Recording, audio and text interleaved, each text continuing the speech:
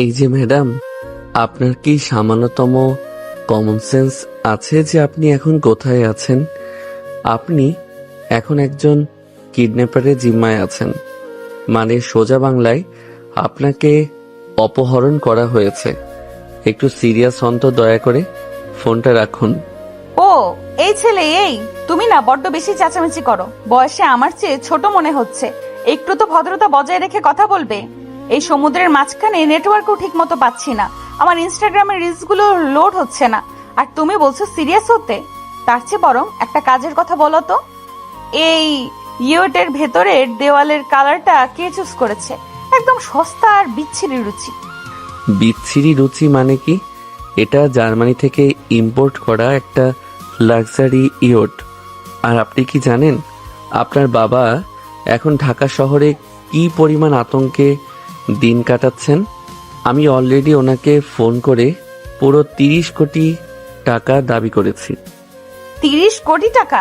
মাত্র 30 কোটি টাকা চাইলে তুমি? হিস, তুমি তো দেখছি আমার মার্কেট ভ্যালু একদম কমিয়ে দিলে। আমি হচ্ছে অবন্তী চৌধুরী। আমার ড্যাডিকে যদি বলতে আমি নিজে একটা ভালো অ্যামাউন্ট সাজেস্ট করতে পারতাম। অন্তত 50 কোটির নিচে কি আমার মতো একটা কুইনকে কিডন্যাপ করা সাজে? তুমি তো দেখছি একদম লোকাল কোয়ালিটির গুন্ডা। লোকাল কোয়ালিটির গুন্ডা মানে কি? মুখ সামলে কথা বলুন মিস অবন্তী। ঢাকা শহরের এক অভিজাত এলাকা, সেখানে বিশাল রাজপ্রাসাদের মতো বাড়ি অবন্তী চৌধুরীর। বয়স তার 26। বড়লোক বাবার মেয়ে বলে তার ভীষণ অহংকার। অন্যদিকে আকাশ মেকানিক্যাল ইঞ্জিনিয়ারিং এর জুনিয়র স্টুডেন্ট। বয়সে ছোট হলেও মেকানিক হিসেবে অসম্ভব জিনিয়াস আর জেদি। পড়াশোনার পাশাপাশি একটা লোকাল গ্যারেজে স্পোর্টস বাইক মডিফাই করতো সে। এখন অবশ্য একটা লাইব্রেরিতে পার্ট টাইম জব করে। এ শহরের এক মাফিয়ার চক্করে পড়ে সে অবন্তীকে কিডন্যাপ করেছে। সেই মাফিয়া পছন্দ করত অবন্তীকে, সম্ভবত সে বিয়েও করতে চেয়েছিল, কিন্তু অবন্তী তাকে না করে। সোফা থেকে ঝটফট নেমে আকাশের একদম মুখোমুখি এসে দাঁড়িয়ে চোখে চঞ্চল দুষ্টুমি নিয়ে বলে, তোমার নাম কি ছেলে, আর কি করো? নাম দিয়ে কাম কি? নাম না বললে ঝাঁপ দেব। ওরে বাবা, আমি কিডন্যাপ করলাম না এ আমাকে কিডন্যাপ করলো? আমার নাম আকাশ, আগে মেকানিক ছিলাম, এখন। ও তাই নাকি মিস্টার মেকানিক? তা এত বড় ইয়ট ভাড়া করে মাঝ সমুদ্রে নিয়ে এলে তো এখন কি করবে? আমাকে মারধর করবে নাকি না খাইয়ে রাখবে? ওসব কিন্তু আমার উপরে চলবে না। আমার এখন ভীষণ খিদে পেয়েছে। মাঝ সমুদ্রে তো কোনো ভালো রেস্তোরাঁ নেই। আমাকে জলদি এক কাপ স্ট্রং ব্ল্যাক কফি বানিয়ে দাও তো সোনা বাবু। কফি বানিয়ে দেব মানে কি? আমি কি আপনার পার্সোনাল চাকর নাকি? আমি আপনাকে অপহরণ করেছি। নিয়ম অনুযায়ী আপনার এখন কোনায় বসে কান্নাকাটি করার কথা, ড্যাডি বাঁচাও বলে চিৎকার করার কথা। অথচ আপনি আমাকে কফি বানানোর অর্ডার দিচ্ছেন। কফি বানাতে বললাম কারণ আমার মাথাটা ধরেছে। আর তুমি যদি কফি বানিয়ে না দাও তাহলে আমি এই কেবিনের দামি সিল্কের পর্দাগুলো টেনে ছিঁড়ে ফেলবো। তারপর সেই কাপড় দিয়ে নিজের জন্য একটা নতুন ডিজাইনের স্কার্ট বানিয়ে নেব। তখন কিন্তু তোমার এই সুন্দর ইয়টের 12টা বেজে যাবে। বুঝেছো পিচ্ছি কিডন্যাপার? আপনি আসলে একটা আস্ত বাদরি মেয়ে। আপনাকে সোজা করা আমার সাধ্যের বাইরে। আমি বাইরে যাচ্ছি, আপনি এই ঘরের ভেতরেই থাকবেন। বাইরে পা বাড়ালে কিন্তু সোজা সমুদ্রে ফেলে দেব, তখন বুঝবেন কত ধানে কত চাল। আচ্ছা যাও, দেখে এসো বাইরে কেমন হাওয়া। তবে কফির কথাটা কিন্তু মাথায় রেখো, চিনি ছাড়া একদম কড়া ব্ল্যাক কফি। আকাশ কেবিনের দরজাটা দরম করে বন্ধ করে বাইরে চলে গেল। সে ইঞ্জিন রুমের দিকে যাওয়ার সময় নিজের মনেই বিড়বিড় করতে লাগলো সে, এই প্রথম দেখলাম কাউকে কিডন্যাপ করে তাকে আবার কফি বানিয়ে খাওয়াতে হয়। কি ডাকো মেয়ে বাবা। দুনিয়ায় এত মেয়ে থাকতে যে কেন এই আপদটাকে ঘাটাতে গেলাম। মেয়েটার মাথা পুরো নষ্ট, কোনো ভয় ডর বলতে কিচ্ছু নেই। এদিকে কেবিনের ভেতরে অবন্তী জানালার কাঁচ দিয়ে বাইরে তাকালো। সমুদ্রের আবহাওয়া খুব দ্রুত বদলে যাচ্ছে। কালো মেঘে আকাশ ছেয়ে গেছে আর বাতাসের গতিবেগ ক্রমশ বাড়ছে। ইয়টটা ঢেউয়ের ধাক্কায় বেশ জোরে দুলতে শুরু করেছে। অবন্তী কেবিনের সোফায় বসে দুলুনিটা বেশ উপভোগ করছিল। কিন্তু কিছুক্ষণ পর দুলুনিটা এতটাই বেড়ে গেল সে ঘরের ভেতরের ছোটখাটো শোপিসগুলো টেবিল থেকে নিচে পড়ে যেতে লাগলো। অবন্তীর মনে হলো ঘরের ভেতর একা বসে থাকার চেয়ে বাইরে গিয়ে ঝড়ের দৃশ্য দেখাটা অনেক বেশি মজার হবে। সে আকাশের নিষেধ পুরোপুরি ভুলে গিয়ে কেবিনের দরজাটা খুলে বাইরের দিকে চলে গেল। অবন্তী বাইরে এসেই বাতাসে চুল ওড়াতে ওড়াতে বলল, ওয়াও, এটা তো পুরো হলিউড মুভির মতো ফিল দিচ্ছে। হেভি হাওয়া তো। কিন্তু সমুদ্রের ঝড় কোনো ইয়ার্কি নয়। হঠাৎ একটা বিশাল আকৃতির ঢেউ এসে ইয়টের একপাশে প্রচন্ড জোরে আঘাত করলো। ইয়টটা প্রায় 45 ডিগ্রি কোণে কাত হয়ে গেল। ডেকের মেঝেটা নোনা পানিতে প্রচন্ড পিচ্ছিল হয়েছিল। অবন্তী নিজের ভারসাম্য ধরে রাখতে পারল না। তার হাত রেলিং থেকে ছুটে গেল এবং সে সোজা পিচ্ছিল মেঝে দিয়ে পিছলে গিয়ে সমুদ্রের পানির দিকে ছিটকে পড়তে লাগলো। অবন্তী আতঙ্কে চোখ বন্ধ করে চিৎকার করে, আকাশ বাঁচাও আমাকে, মরে গেলাম রে। ঠিক সেই মুহূর্তেই আকাশ ইঞ্জিন রুম থেকে ডেকের দিকে ছুটে আসছিল। অবন্তীর চিৎকার শুনে সে কোনো কিছু না ভেবেই চিতা বাঘের মতো একটি লাফ দিল। সে নিজের এক হাত দিয়ে ইয়টের একটা শক্ত মেটাল পাইপ ধরলো এবং অন্য হাত দিয়ে অবন্তীর কোমর শক্ত করে চাপটে ধরলো। ঢেউয়ের ধাক্কাটা এতটাই তীব্র ছিল যে আকাশের ডান হাতের পেশিতে প্রচন্ড টান লাগলো। ঠিক একই সময়ে উপর থেকে একটা আলগা লোহার শিকল ছিটকে এসে আকাশের কপালে সজোরে আঘাত করলো। আকাশের কপাল কেটে ফিনকি দিয়ে রক্ত ছুটে গেল। কিন্তু এত বড় চোট পাওয়ার পরেও আকাশ অবন্তীর ওপর থেকে নিজের গ্রিপ এক চুলো আলগা হতে দিল না। সে নিজের পুরো শক্তি বাজি রেখে অবন্তীকে টেনে ডেকে নিরাপদ মাঝখানে নিয়ে এলো। ঝড়ের তীব্রতা তখনও কমেনি। আকাশ অবন্তীকে এক প্রকার পাঁচা কোলা করে তুলে নিয়ে আবার কেবিনের ভিতর ঢুকে দরজাটা লক করে দিল।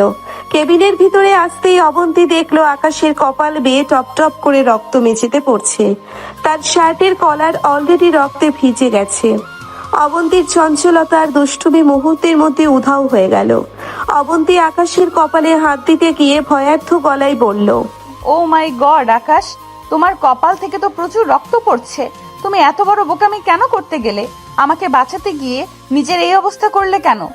আকাশ সোফার উপর ধপাস করে বসে হাত দিয়ে কপালটা চেপে ধরে। কারণ আপনি আমার জিম্মি। আপনার যদি কিছু হয়ে যেত তবে আমার 30 কোটি টাকার কি হতো? আর তাছাড়া আপনাকে আমি বারণ করেছিলাম না বাইরে আসতে। আপনার এই অতিরিক্ত কৌতূহল আর পাকনামির জন্য আজ আমার এই দশা। ধুর, একদম চুপচাপ বসে থাকো তো, একটা কথাও বলবে না। আমি চোট লাগাতে পারি, কিন্তু চোট সারাতেও জানি। অবন্তী আর কোনো তর্ক করলো না। সে দ্রুত কেবিনের ভেতরের ড্রয়ারগুলো খুঁজতে লাগলো এবং একটা ফার্স্ট এইড বক্স পেয়ে গেল। সে বক্সটা নিয়ে আকাশের পায়ের কাছে মেঝেতে বসলো। তুলা আর স্যাভলন বের করে সে খুব সাবধানে আকাশের কপালের ক্ষতের কাছে হাত বাড়ালো। তুলা দিয়ে সে আকাশের কপালের রক্তগুলো মুছে দিচ্ছিল। আকাশ ব্যথায় একটু কুকড়ে উঠল। অবন্তী আলতো করে আকাশের ক্ষতের উপর ফু দিতে লাগলো। তাদের দুজনের মুখ তখন খুব কাছাকাছি। অজান্তেই এক রোমান্টিক আবহ তৈরি হলো কটেজের বাতি নেভার আগে। আকাশ লক্ষ্য করলো এই অহংকারী চঞ্চল মেয়েটার মনের ভেতরেও একটি দায়িত্বশীল দিক আছে। অবন্তী খুব নিপুণ হাতে আকাশের কপালে একটা ব্যান্ডেজ বেঁধে দিল। অবন্তী ব্যান্ডেজ বাঁধা শেষ করে একটু হাসে। তা মিস্টার কিডন্যাপার, এখন ব্যথাটা কেমন লাগছে? সিনিয়রের হাতের সেবা পেয়ে নিশ্চয়ই নিজেকে ধন্য মনে হচ্ছে। সিনিয়র তো নয়, একটা আস্ত আপদ। আপনার এই ব্যান্ডেজের সুবাদে যদি আমার ক্ষতটা পচে যায় তবে আমি আপনাকে মাঝ সমুদ্রেই হাঙরের মুখে ফেলে দেব। হ্যাঁ হ্যাঁ, খুব তো বড় ডন।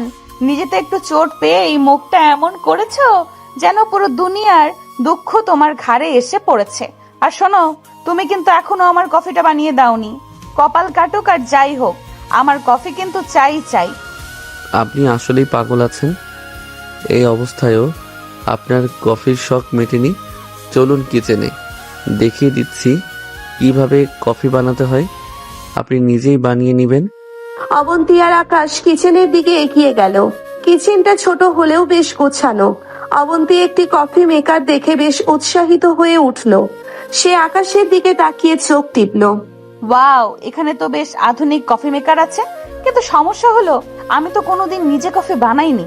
আমাদের বাড়িতে তো জাস্ট অর্ডার করলেই কফি টেবিলে চলে আসে। তুমি আমাকে একটু হেল্প করো না ছোট বাবু।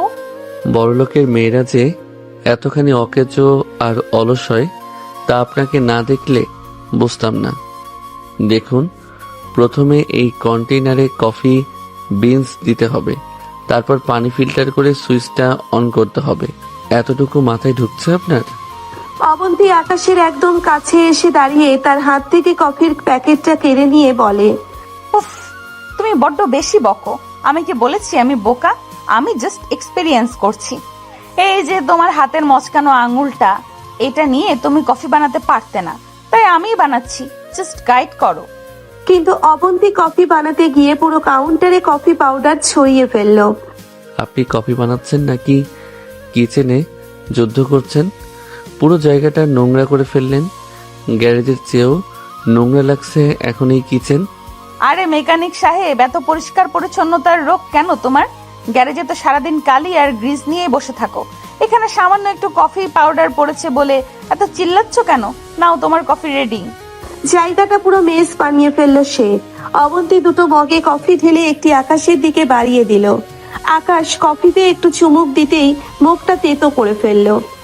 উফ, এটা কফি বানিয়েছেন নাকি গাড়ির পোড়া মোবিল এনে দিয়েছেন? এত তিতো কেন? চিনি দেননি কেন এতে? এটাকে বলে খাঁটি ব্ল্যাক কফি। তোমার মতো সস্তা 3-in-1 ক্যাফেইনের অভ্যাস যাদের, তারা এই রাজকীয় কফির স্বাদ বুঝবে না। চুপচাপ খেয়ে নাও, নইলে এই গরম কফি তোমার ওই ছেঁড়া জিন্সের ওপর ঢেলে দেবো। আপনার সাথে কথা বলাই একটা মস্ত বড় ভুল। আপনি এখন কেবিনে গিয়ে ঘুমান। কাল সকালে আপনার বাবার সাথে ফাইনাল ডিল হবে। টাকা পেলেই আপনাকে ঢাকার ফ্লাইটে তুলে দেব। তখন গিয়ে যত খুশি রাজকীয় কফি গিলবেন। আকাশ কফির মগটা টেবিলে রেখে দেয়। অবন্তী মগটা হাতে নিয়ে কেবিনের দিকে হাঁটতে হাঁটতে বলে, ঢাকার ফ্লাইট?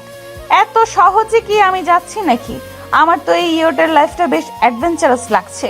কাল সকালে ড্যাডি যদি পুলিশ নিয়ে আসে, তবে কিন্তু বেশ একটা সিনেমার মতো সিন তৈরি হবে। আমি তো ভাবছি সেই সিনে হিরোইন সেজে কিভাবে এন্ট্রি নেব। গুড নাইট কিডন্যাপার বাবু। আকাশ অবন্তীর যাওয়ার দিকে তাকিয়ে নিজের কপালে হাত দিল। সে মনে মনে ভাবলো, এই মেয়েকে অপহরণ করে সে জীবনের সবচেয়ে বড় ভুলটা করেছে। এই মেয়ে জিম্মি নয়, সে একটা আস্ত মানসিক যাতনা। কাল সকালে কি অপেক্ষা করছে তা ভেবে আকাশের রাতের ঘুম উধাও হয়ে গেল। সে কেবিনের বাইরে ডেকের সোফায় শুয়ে সমুদ্রের আকাশের দিকে তাকিয়ে রইল।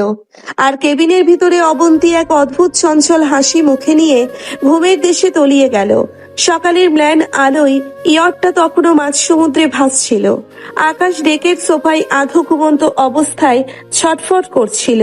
তার মাথায় ঘুরছিল সেই মাফিয়া ডন রাশেদের চেহারা। আকাশ গরিব ঘরের ছেলে। বোনের চিকিৎসার বিপুল টাকার জন্য বাধ্য হয়ে সে রাশেদের এই বিপজ্জনক অ্যাসাইনমেন্টটা হাতে নিয়েছিল। রাশেদ এই অহংকারী অবন্তীকে নিজের খাঁচায় বন্দি করতে চায়, আর আকাশকে ব্যবহার করেছে কেবল একটি দাবার ঘুঁটি হিসেবে। কিন্তু ভোরের আলো ফোটার সাথে সাথেই সেই চিন্তায় ছেদ পড়ল। দূর থেকে ভেসে এলো ভারী ইঞ্জিনের গর্জন। আকাশ বাইনোকুলার চোখে লাগিয়ে দেখলো কোস্ট গার্ডের একটি স্পিডবোট নয়, বরং রাশেদ মাফিয়ার নিজস্ব স্পিডবোট, আর সাথে কোস্ট গার্ডের ছদ্মবেশী কিছু লোক তাদের দিকে ধেয়ে আসছে। রাশেদ হয়তো আকাশকে টাকা না দিয়ে অবন্তীকে কেড়ে নিতে এবং আকাশকে চিরতরে স্তব্ধ করে দিতে চাইছে। ইঞ্জিনের কানফাটা আওয়াজে কেবিনের দরজা খুলে চোখ ডলতে ডলতে বের হয়ে এলো অবন্তী। তার সিল্কের নাইটি বাতাসে উঠছে, চোখে তখনও চটুল চঞ্চলতা। অবন্তী হাই তুলতে তুলতে বলে, কি ব্যাপার মেকানিক বাবু, সকালে এত হইচই কিসের? আমার ব্যক্তি কোথায়? আর এই স্পিড বোট গুলো কি তোমার কোনো সাঙ্গপাঙ্গ নাকি? আকাশ অত্যন্ত গম্ভীর আর উত্তেজিত মুখে বলে, মুখ বন্ধ রাখুন আর জলদি এই লাইফ জ্যাকেটটা পরুন। ওটা আমার কোনো সাঙ্গপাঙ্গ না, ওটা কোস্ট গার্ডের ছদ্মবেশে আসা রাশেদ মাফিয়ার লোক। ওরা এখানে ডিল করতে আসেনি, আমাদের দুজনকে শেষ করতে এসেছে। রাশেদ? ওই খবিশটা? ও তো আমার পেছনে লটর পটর করার চেষ্টা করতো। তার মানে তুমি ওই গুন্ডাটার টাকায় আমাকে কিডন্যাপ করেছো? ছি আকাশ, তোমার চয়েস তো থার্ড ক্লাস। একজন ক্রাইম পার্টনার হিসেবে তোমার স্ট্যান্ডার্ড মেনটেন করা উচিত ছিল। আকাশ ইয়টের স্টিয়ারিং হুইল ঘুরিয়ে ফুল স্পিডে দিতে দিতে বলে, আপনার ওই জ্ঞানগর্ভ লেকচার বন্ধ করবেন। আমি গরিব হতে পারি, কিন্তু আপনার মতো বড় লোকের ঘরের আদুরে মেয়ের বোরিং লাইফস্টাইলের চেয়ে আমার মেকানিক লাইফ আর লাইব্রেরির জব অনেক ভালো। এখন যদি বাঁচতে চান তবে ওই পেছনের কেবিনে গিয়ে শক্ত করে কিছু ধরে বসুন। অবন্তী ডেকে রেলিং ধরে দাঁড়িয়ে এত বড় বিপদেও মুখে এক অদ্ভুত উপহাস্যের হাসি দেয়। আমি কেন লুকাবো? চৌধুরী ভিলার মেয়েরা কখনো লুকায় না। আর তাছাড়া এই স্পিডবোর্ড চেজিং তো পুরো মিশন ইম্পসিবল মুভির মতো লাগছে।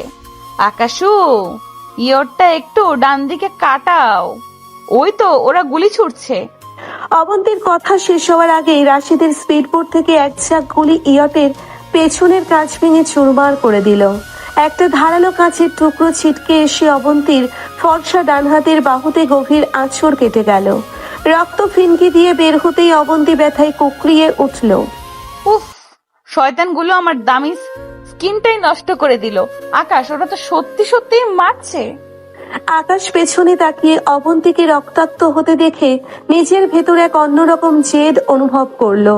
সে ইয়টটাকে এক তীব্র ঝাঁকুনি দিয়ে একটা ছোট পাথুরে চরের দিকে নিয়ে এলো। চরের পাশেই লোকালয়, চারিদিকে ঘন জঙ্গল। ইয়টটা চরে এসে প্রচন্ড জোরে ধাক্কা খেয়ে আটকে গেল। আকাশ স্পিকার থেকে নিজের মচকানো হাত আর কপালে ব্যান্ডেজ নিয়েই এক লাফে অবন্তীর কাছে গেল। আকাশ অবন্তীর হাতটা শক্ত করে ধরে টেনে নামাতে নামাতে বলল, নামুন, এখানে জ্যামিতিক হিসাব করার সময় নেই, আমাদের লুকাতে হবে। দৌড়ান। আরে আস্তে চলো পিচ্চি গুন্ডা, আমার পায়ে হিল জুতো আছে, ওই জঙ্গলি ট্যাঙ্কে হাঁটা যায় নাকি? আকাশ এক ঝটকায় অবন্তীর পায়ের হিল দুটো খুলে ছুঁড়ে ফেলে দিয়ে বলল, এখন খালি পায়ে দৌড়াতে হবে। নিজের ইগোটা একটু পকেটে রাখুন। মাফিয়া রাশিদের স্পিডবোট যখন খুব কাছাকাছি চলে এলো তখন আকাশ আর অবন্তী বুঝলো যে এখানে আর এক মুহূর্ত থাকা মানেই নির্ঘাত মৃত্যু। আকাশ তো আর সেফ টাকার লোভে অবন্তীকে রাশিদের মতো একটি নরপশুর হাতে তুলে দিতে পারে না। তাই সে সেখান থেকে অবন্তীর হাত ধরে টেনে সে জঙ্গল পার হয়ে একটা পুরনো হাইওয়ের ধারে এসে পৌঁছলো। কপাল ভালো, সেখানে একটি লোকাল মুরগি বোঝাই পিকআপ ভ্যান দাঁড়িয়েছিল। আকাশ তার বুদ্ধি খাটিয়ে চালককে পটিয়ে কিছু টাকা দিয়ে দুজনে মুরগির খাঁচার পিছনে গিয়ে লুকিয়ে বসলো। সেই দুর্গন্ধে অবন্তীর নাক ফেটে যাওয়ার দশা। পিকআপ ভ্যানটি তাদের ঢাকা শহর থেকে অনেক দূরে মুন্সিগঞ্জের একটি প্রত্যন্ত গ্রামে এনে নামিয়ে দিল। সেখান থেকে আকাশের এক দূর সম্পর্কের মামা মন্টু ঘটক, মন্টু মামা এলাকায় মস্ত বড় এক জোচ্চোর ঘটক, যে সারাদিন আজগুবি সব বিয়ের সম্বন্ধ বানাই আর বানিয়ে বানিয়ে গল্প বলে। মুন্সিগঞ্জের এক বাঁশঝাড়ের পাশে মন্টু ঘটকের টিনের দোচালা ঘর। উঠোনে নানা রকম বিয়ের সাইনবোর্ড ঝুলছে। পিকআপ ভ্যান থেকে নেমে অবন্তী যখন নিজের দামি কাপড়ে মুরগির বিষ্ঠা আর পালক লেগে থাকতে দেখলো তখন তার কান্নার বদলে প্রচন্ড রাগ হলো। সে রাগে ফুঁসতে ফুঁসতে আকাশের শার্টের কলার চেপে ধরলো। এই পিচ্চি, তোর সাহস কত বড়! তুই অবন্তী চৌধুরীকে শেষ পর্যন্ত মুরগির খাঁচায় করে ট্রাভেল করালি। আমার পুরো ব্র্যান্ডেড লাইফস্টাইলের তুই 12টা বাজিয়ে দিয়েছিস। গন্ধের চোটে আমার নিজেরই এখন বমি আসছে। আকাশ অবন্তীর হাতটা নিজের কলার থেকে ছটকা দিয়ে সরিয়ে বলে, এই যে দেমাগ দেখানো আপা, মুখটা একটু বন্ধ রাখবেন। রাশেদের গুন্ডারা যখন গুলি চালাচ্ছিল তখন তো মুরগির খাঁচায় আপনার বাপের তাজমহল মনে হচ্ছিল। আমি যদি বুদ্ধি করে ওই পিকআপে না তুলতাম তবে এতক্ষণে রাশেদের খাঁচায় বন্দি হয়ে টিকটক করতে হতো।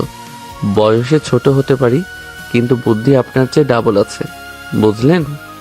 ওরে আমার আইনস্টাইন রে, বুদ্ধি দেখিয়েছেন উনি। এখন এই জঙ্গলি জায়গায় আমরা কেন এসেছি? এটা কোনো চিড়িয়াখানা? ঠিক তখনই ঘর থেকে খরম পায়ে লুঙ্গি আর ফতুয়া পরা এক টাকমাথা লোক বের হয়ে এলো। হাতে একটা মোটা খাতা আর কলম। লোকটার নাম মন্টু ঘটক। সে চোখে মোটা চশমাটা ঠিক করতে করতে আকাশ আর অবন্তীর দিকে তাকালো। আরে আকাশ বাবাজি, তুই এই ভর দুপুরে কোথা থেকে আইলি? আর তোর সাথে এটা কেডা? ইয়া মাহবুদ, এই মেয়ে তো চেহারা মাশাআল্লাহ, একদম সিনেমার হিরোইন শাবনুরের মতো। কিন্তু জামা কাপড়ে তো মুরগির পালককে। তোরা কি কাজ অফিস থেকে ভাগাভাগি করে আসছিস নাকি রে? আমরা কি কইতি আমি একেবারে রাজকীয় সম্বন্ধ কইরা দিতাম। ওরে মন্টু মামা, তোমার ঘটকালি একটু থামাও তো, কোনো বিয়ের সম্বন্ধ না। ও হচ্ছে ঢাকার মস্ত বড় লোক চৌধুরী সাহেবের মেয়ে অবন্তী, আর আমি ওরে কিডন্যাপ করে এনেছি।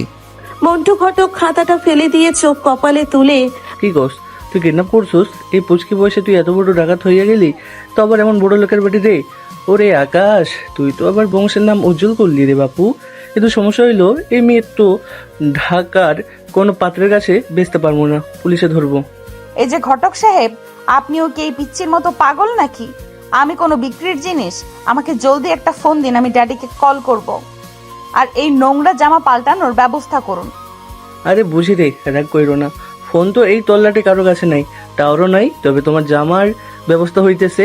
আমার ঘরে আমার এক মেক্কেলের ফেলে যাওয়া বিয়ের বেনারসি শাড়ি আছে, কোনে ভেঙে গিয়েছিল, তো ওইটা পরে ফেলো।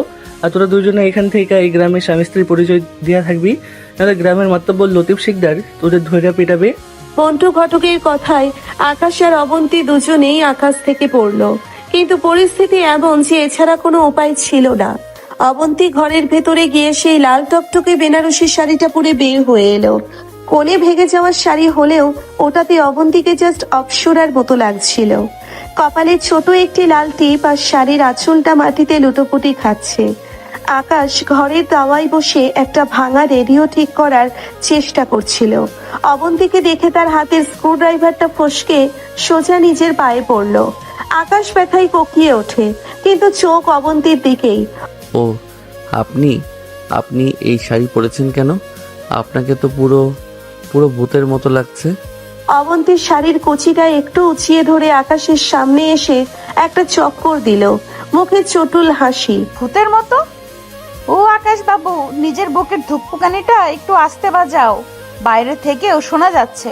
আমি জানি আমি দেখতে কেমন লাগছি। 3 বছরের ছোট একটা বাচ্চার সামনে এত বড় রূপের ঝিলিক দেওয়াটাই আমার ভুল হয়েছে।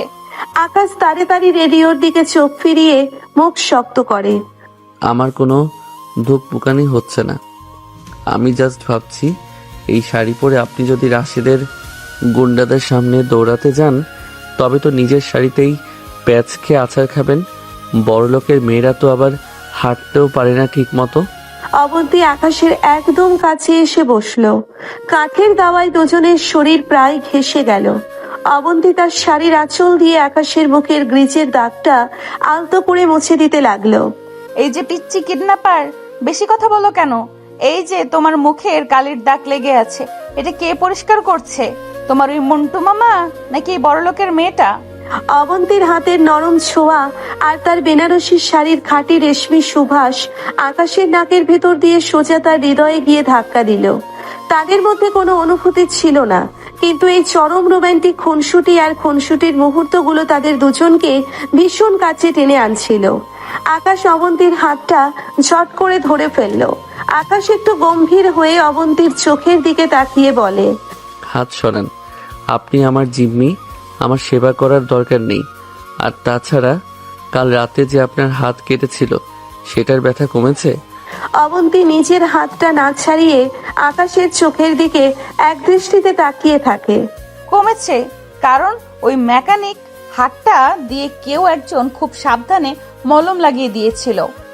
মুখে যতই বলো টাকার জন্য, কিন্তু আমি জানি এই ছোট্ট বাবুটার মনে একটু হলেও দয়া আছে। কোনো দয়া নেই, টাকা পেলে আমি খালাস। আপনি এখন মন্টু মামার ঘরে যান। বিকেল গড়িয়ে সন্ধ্যা নামলো। মন্ত্রীগঞ্জের এই অজপাড়া গায়ে তখন ঘুটঘুটে অন্ধকার। মন্টু ঘটক তার ঘরে হ্যারিকেন চালিয়ে দিল। ঠিক তখনই ঘটলো এক চরম বিপদ। গ্রামের প্রভাবশালী মাতব্বর লতিফ শিকদার তার 3-4 জন লাঠিয়াল নিয়ে মন্টু ঘটকের উঠোনে এসে হাজির হলো। লতিফ শিকদার হলো চরম সন্দেহবাতিগ্রস্ত এক বুড়ো, যে গ্রামে কোনো নতুন মানুষ দেখলেই পুলিশে দেওয়ার হুমকি দেয়। ওই মিন্টু, কে রে? শুনলাম ঢাকা থাইকা কোন এক পোলা আর মাইয়া আইডা তোর ঘরে উঠছে, ঘটনা কি? এরা কি চোর ডাকাত নাকি? জলদি বাইরে আন। ঘরের ভেতর আকাশ আর অবন্তী আতঙ্কিত হয়ে পড়ল। আকাশ তো আর পুলিশ বা মাতব্বরের হাতে ধরা পড়তে পারে না, তাহলে তার বোনের চিকিৎসার টাকা জোগাড় হবে না। ঠিক তখনই অবন্তী তার বুদ্ধি খাটালো। সে আকাশের হাত ধরে টানতে টানতে উঠোনে নিয়ে এলো। অবন্তী ঘোমটা একটু টেনে লতিফ শিকদারের সামনে গিয়ে এক্কেরে খাঁটি গ্রামীণ কায়দায় বলে, ওমা, আপনি বুঝি এই গ্রামের বড় মাতব্বর সাহেব? আসসালামু আলাইকুম চাচা। আমরা কোনো চোর ডাকাত না। এই যে আপনার পোলার মতো আকাশ, ও আমাকে ভালোবেসে কাজী অফিসে গিয়ে বিয়ে করেছে, কিন্তু আমার বড়লোক ড্যাডি এই গরিব মেকানিক রে মাইনা নেয় নাই, তাই আমাগর মারার জন্য গুন্ডা পাঠাইছে। আমরা মন্টু ঘটক কাকার আশ্রয়ে আইছি, আপনি আমাগো বাঁচান চাচা। অবন্তীর মুখে এমন অনর্গল নাটক আর সংলাপ শুনে আকাশ হা হয়ে গেল। সে মনে মনে অবন্তীর এই তাৎক্ষণিক অভিনয়ের প্রশংসা করতে লাগলো। এই মেয়ে যদি এখন নাটক না করতো তবে মাতব্বর তাদের সোজা থানায় দিত।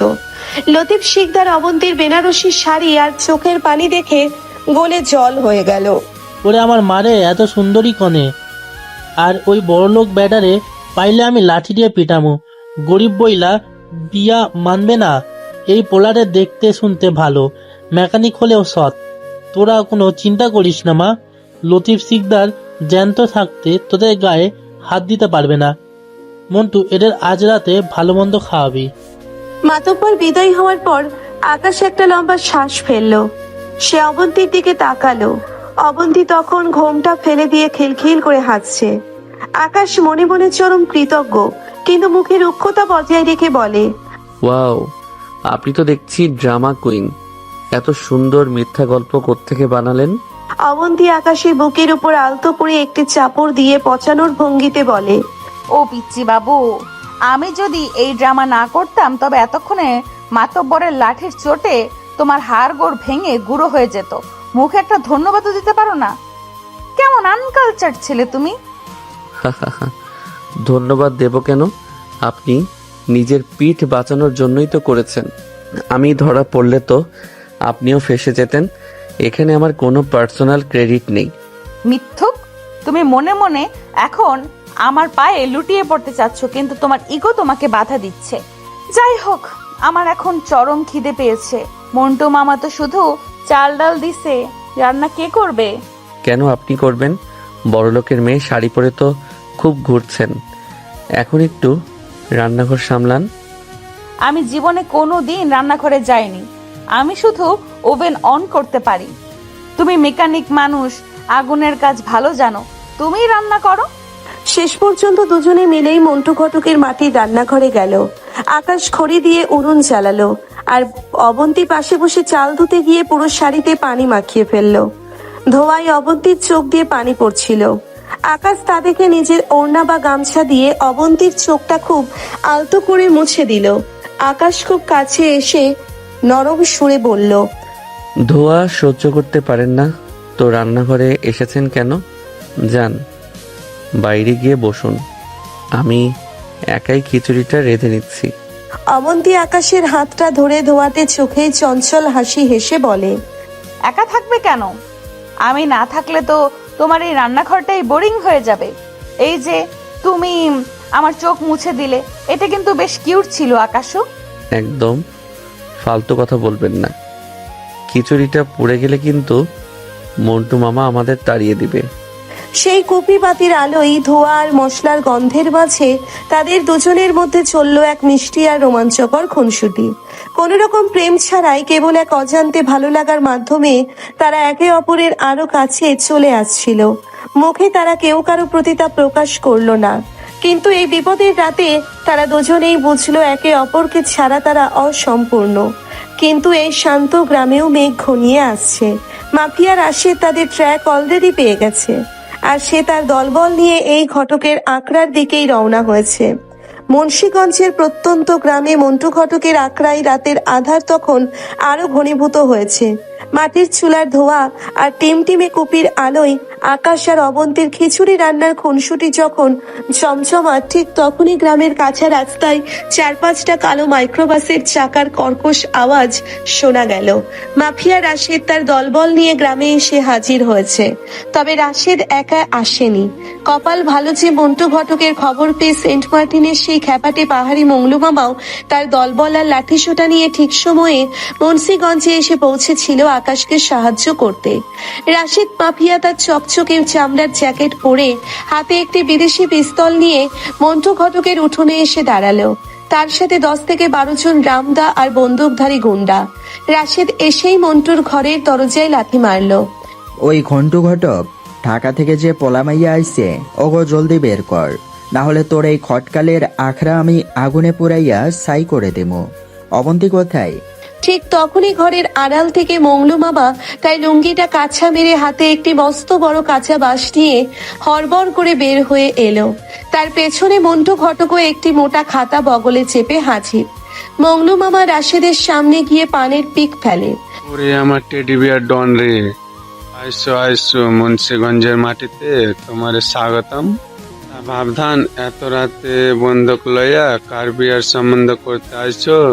পাত্র কি পালাইছে নাকি? এই বুড়া খবিস কে রে? এই তোরে কে ডাকছে?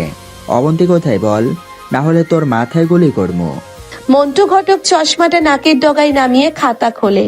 আরে ডান সাব, চিল্লাইন না।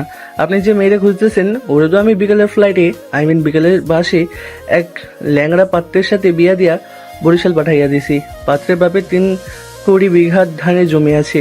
মেয়ে তো খুশিতে নাচতে নাচতে গেছে। এই দেখেন আমার খাতায় এন্ট্রি। কি বরিশাল পাঠাইয়া দিছস? এই মেকানিক আকাশ আমারে ধোকা দিল। মংলু মামা রাশেদের কাঁধে বাস দিয়ে হালকা খোঁচা মেরে বলে, আরে হরে বাবধান, আকাশ পোলাটা তো খুব ভালো। ও দেখলো মেয়েটার দেমাক বেশি, তাই মিন্টু ঘটকের পায়ে ধইরা কইল, মামা এই আপদ বিদায় করো। তোমারে কইল না ও তো বরিশালের লঞ্চ ঘাটে গেছে বকশিস আনতে। তুমি এক কাজ করো, এই রাতে নদী পার হইয়া বরিশালের দিকে দৌড়াও। রাশেদ মাফিয়া আর তার বোকা গুন্ডারা মংলু আর মন্টুর এই আজগুবি বানিয়ে বলা গল্প একেবারে সত্যি বলে বিশ্বাস করে ফেললো। তারা যখন হন্যে হয়ে গাড়ির দিকে ছুটছে তখন মংলু মামার ইশারায় গ্রামের কিছু পোলাপান রাশেদের গাড়ির চাকার হাওয়া অলরেডি ছেড়ে দিয়েছিল। রাশেদ গাড়িতে উঠে স্টার্ট দিতেই টায়ার বাস্ট হওয়ায় বিকট শব্দ হলো।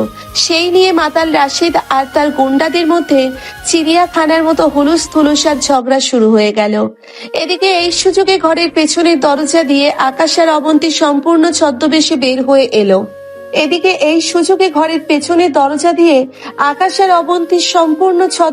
বের হয়ে এলো।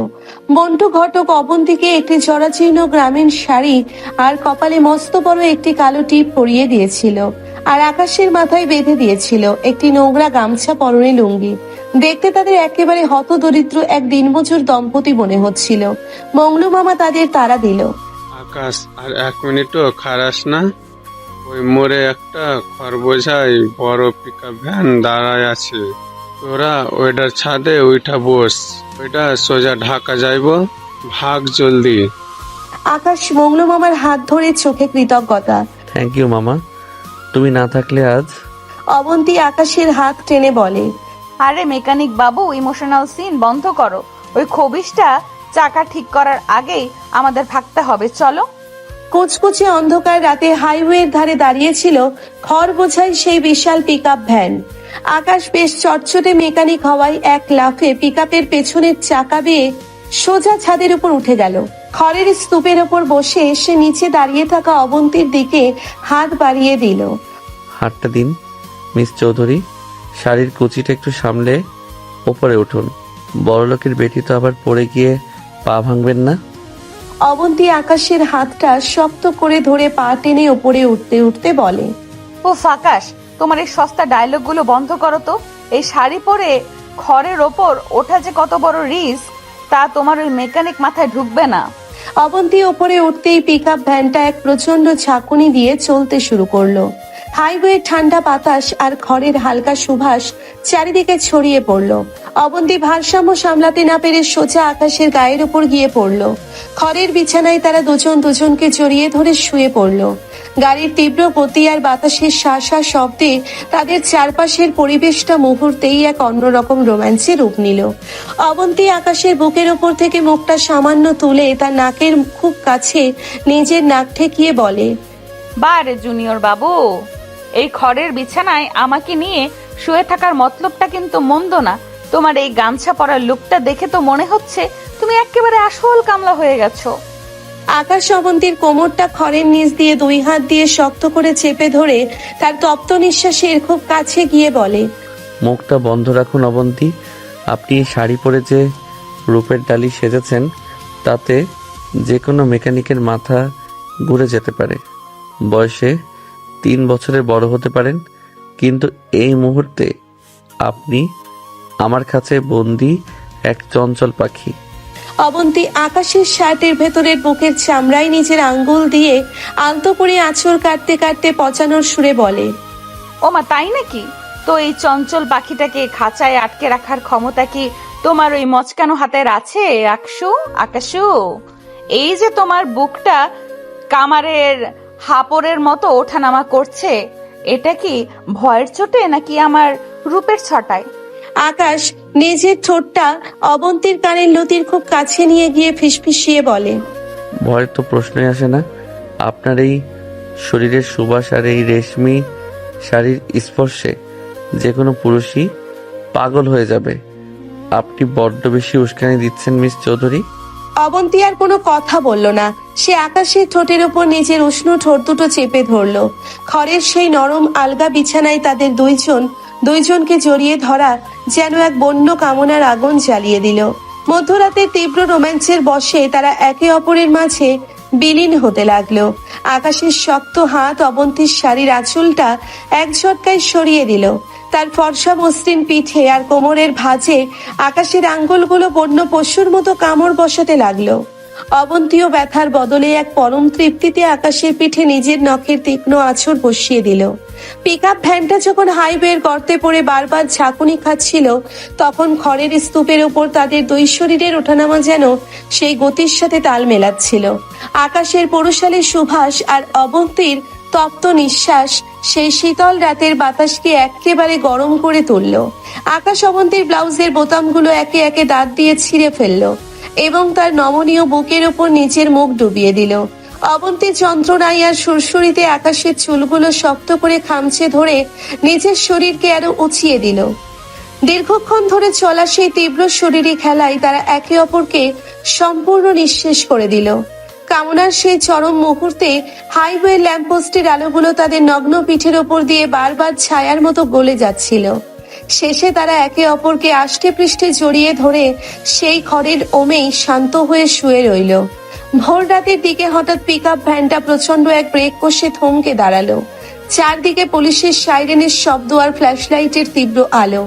আকাশ আর অবন্তী ধরফর করে উঠে বসলো এবং দ্রুত নিজেদের পোশাক ঠিক করে নিল। পিকআপের নিচের তখন 4-5টা দামি ল্যান্ড ক্রুজার আর পুলিশের গাড়ি পুরো রাস্তা ব্লক করে রেখেছে। মূলত অবন্তীকে খুঁজতে তারা বাবা চৌধুরী সাহেব আর পুলিশের এক মস্ত বড় টিম পুরো হাইওয়ে ঘেরাও করেছে। আকাশের অবন্তী খড়ের ছাদ থেকে নিচু হয়ে উঁকি দিল। নিচে দাঁড়িয়ে আছেন অবন্তীর বাবা চৌধুরী সাহেব। তার চোখ মুখ ক্লান্ত আর অশ্রু সজল। অবন্তীকে খড়ের ওপর দেখা মাত্রই তিনি হাউমাউ করে কেঁদে উঠলেন। নদী, আমার মা, তুই বেঁচে আছিস? ওরে আমার মারে, নিচে নেমে আয়। পুলিশরা ধরাধরি করে অবন্তীকে নিচে নামালো। চৌধুরী সাহেব অবন্তীকে বুকে জড়িয়ে ধরে বাচ্চাদের মতো কাঁদতে লাগলেন। আমরা তোকে পুরো সেন্ট মার্টিন আর সমুদ্রের মাছের সব খুঁজেছি মা, ঠিক কোথাও ছিলি না। ওই শয়তান মেকানিকটা তোকে খই লুকে রেখেছিল। ও তোরে কোনো কষ্ট দেয়নি তো মা? অবন্তী বাবার মুখে মাথা রেখে মনে মনে এক অদ্ভুত স্বস্তি পেলেও চোখ গেল উপরে দাঁড়ানো আকাশের দিকে। আকাশের চোখে তখন ধরা পড়ার ভয় আর বোনের অপারেশনের টাকা না পাওয়ার এক চরম হতাশা। ড্যাডি, আমি ঠিক আছি। আমাকে ওই শয়তান রাশেদ মাফিয়ার লোকেরাই মারতে চেয়েছিল। পুলিশ অফিসার আকাশকে পিকআপের ছাদ থেকে টেনে নিচে নামিয়ে কোমরে রিভলভার ঠেকিয়ে বলে, স্যার, এই সেই মেকানিক আকাশ। এই বদমাসটাই আপনার মেয়েকে কিডন্যাপ করেছিল। ওরে আমরা এখনই অ্যারেস্ট করে ক্রস ফায়ারে দিব। আকাশ চুপচাপ দাঁড়িয়ে রইল। সে কোনো প্রতিবাদ করলো না। সে গরিব, তার কথা কেউ বিশ্বাস করবে না। কিন্তু ঠিক তখনই অবন্তী এক মস্ত বড় মিথ্যা কথা বলে বসলো। অবন্তী পুলিশের সামনে গিয়ে হাত বাড়িয়ে বলে, স্টপ, ওরে একদম ছোবেন না। ও কোনো কিডন্যাপার না। রাশেদ মাফিয়ার গুন্ডারা যখন আমাকে ইয়োর থেকে তুলে নিয়ে মারতে যাচ্ছিল, তখন এই আকাশই নিজের জীবন বাজি রেখে আমাকে বাঁচিয়েছে। ও যদি আমাকে এই মুন্সিগঞ্জের গ্রামে লুকিয়ে না রাখতো, তবে এতক্ষণে আপনারা আমার লাশ খুঁজে পেতেন। ও আমার লাইফ সেভার ড্যাডি, ওরে ছেড়ে দিন। অবন্তীর এমন জোরালো আর আত্মবিশ্বাসী মিথ্যা শুনে চৌধুরী সাহেব আর পুলিশ অফিসার পুরোপুরি দমে গেলেন।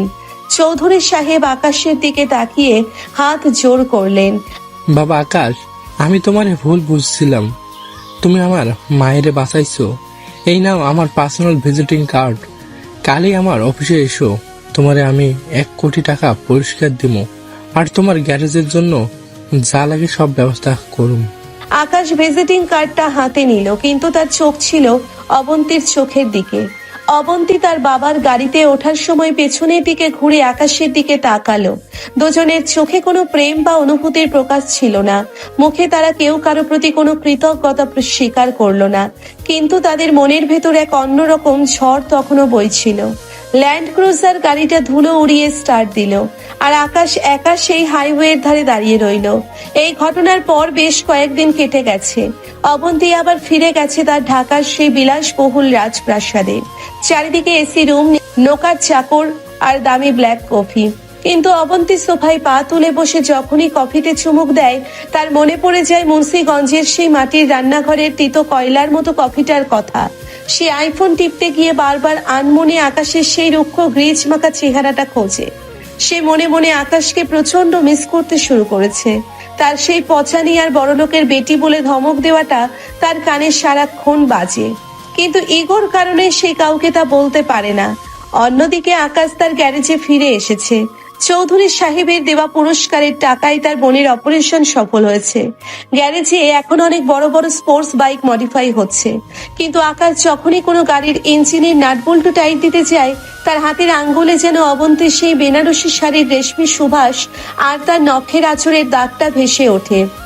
আকাশ গ্যারেজের দাওয়ায় বসে ভাঙা রেডিওটার দিকে তাকিয়ে আনমনে হাসে, আর মনে মনে ভাবে বাদ্রি মেয়েটা এখন কি করছে। মুখে কেউ কারো নাম নেয় না, কোনো যোগাযোগও নেই, কিন্তু এই দুই সম্পূর্ণ বিপরীত মেরুর মানুষ একে অপরকে নিজের অজান্তেই মনের এক কোণে চিরতরে বন্দি করে ফেলেছে।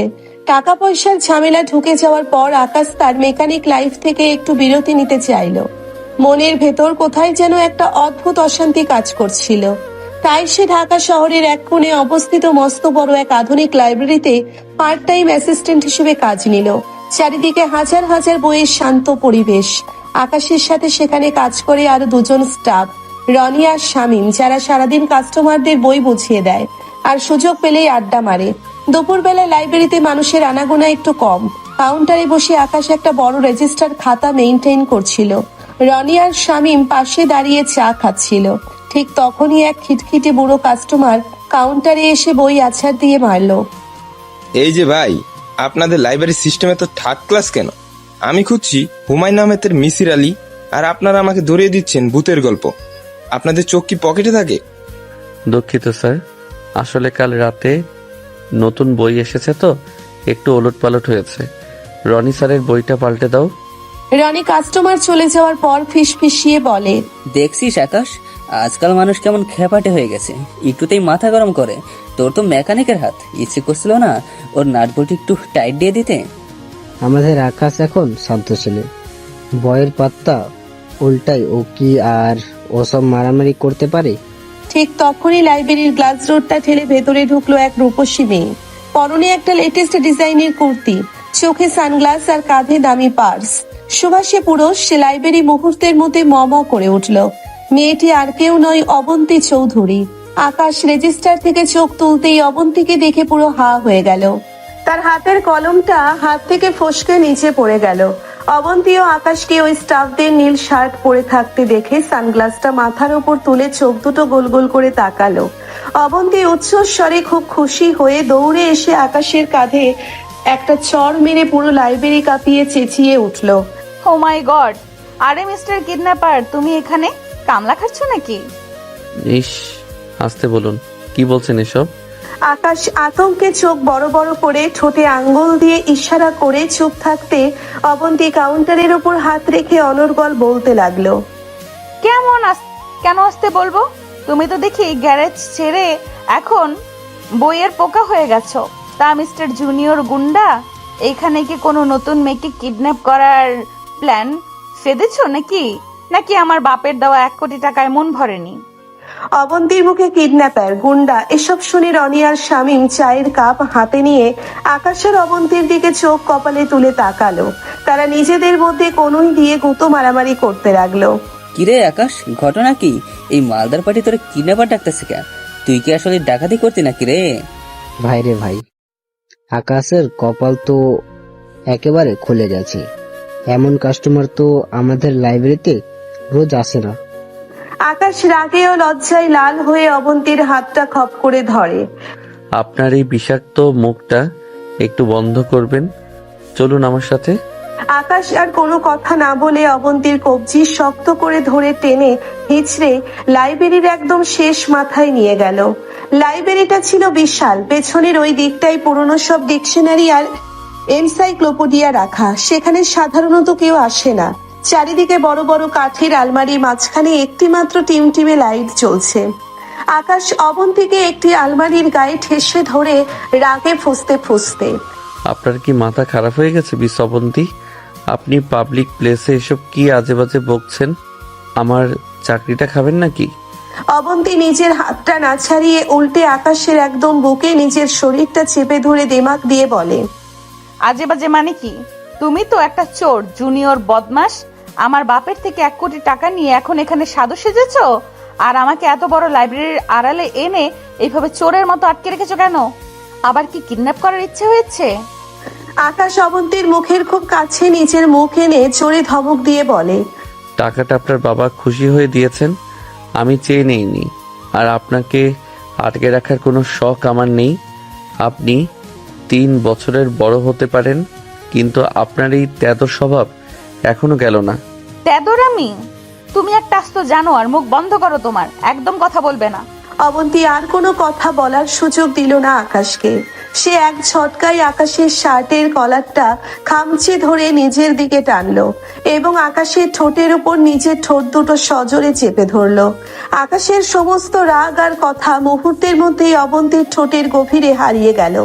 অবন্তী যেন তার এতদিনের জমানো সমস্ত রাগ মিস করার তীব্র জেদ এই একটা চুমু দিয়ে উগড়ে দিতে চাইল। আকাশ প্রথম সেকেন্ড হতভম্ব হয়ে গেলেও পরক্ষণেই তার ভেতরের মেকানিক পুরুষটা জেগে উঠল। সে অবন্তীর কোমরটা 2 হাতে শক্ত করে জড়িয়ে ধরে তাকে আলমারির কাঠের দেওয়ালের সাথে আরো জোরে চেপে নিল। অবন্তীর ঠোঁটে নোনতা আর মিষ্টি স্বাদ আকাশকে একেবারে অন্ধ করে তুলল। সে বন্য পশুর মতো অবন্তীর ঠোঁট দুটো কামড়ে ধরে চুষতে লাগলো। অবন্তীর যন্ত্রণায় আর তীব্র উত্তেজনায় একটি মৃদু উফ শব্দ করে আকাশের চুলের ভেতর নিজের আঙ্গুলগুলো ডুবিয়ে দিয়ে তাকে আরো গভীরে টেনে নিল।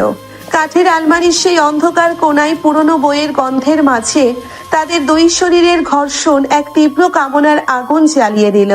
তীব্রতায় তারা একে অপরের জামা শক্ত করে ধরল।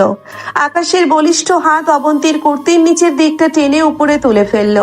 অবন্তীর ফর্সা মসৃণ পেট আর কোমরের চামড়ায় আকাশের গরম হাতের স্পর্শ লাগতেই অবন্তী শিউরে উঠল। সে আকাশের পিঠের শার্টটা খামচে ধরে নিজের শরীরকে আকাশের সাথে একেবারে পিষে ফেলতে চাইল। আকাশ অবন্তীর ঠোঁট ছেড়ে দিয়ে তার গলার নিচে আর কাঁধের নরম চামড়ায় নিজের মুখ ডুবিয়ে দিল। অবন্তী কাম উত্তেজনায় চোখ বন্ধ করে জোরে জোরে হাঁপাতে লাগলো। তার তপ্ত নিঃশ্বাস আকাশের কানের লতিতে আছড়ে পড়ছিল। আকাশ, উফ, তুমি খুব বাজে, বড্ড জোরে চাপছো, ভেঙে যাবো তো। আকাশ অবন্তীর কানের কাছে নিজের ঠোঁট ঘেঁষতে ঘেঁষতে বলে, মুখ বন্ধ রাখুন বড়লোকের বেটি। আজ আপনার ওই দেমাগ আমি একেবারে গুঁড়ো করে দেব। অনেক দিন ধরে আমাকে জ্বালিয়েছেন। আকাশ অবন্তীর কুর্তির ভেতরের অন্তর্বাসটা এক হাত দিয়ে একপাশে সরিয়ে দিল এবং তার উন্মুক্ত টৈটম্বুর বুকে নিজের দাঁত দিয়ে আলতো করে কামড় বসালো। অবন্তী তীব্র সুরসুরিতে আর উত্তেজনায় আকাশের কাঁধে নিজের দাঁত বসিয়ে দিল। সেই অন্ধকার কোণায় দীর্ঘক্ষণ ধরে চলল তাদের এই বন্য শরীরী খেলা। ল্যাম্পের আবছা আলোয় অবন্তীর ঘামে ভেজা মুখ আর উথাল পাথাল শরীরটা এক পরম স্বর্গের মতো লাগছিল। আকাশ অবন্তীর পুরো শরীরটাকে নিজের বাহু বন্ধনে পিষে দিয়ে তাকে বারবার দেওয়ালে চেপে ধরে কামনার চরম সীমায় নিয়ে গেল।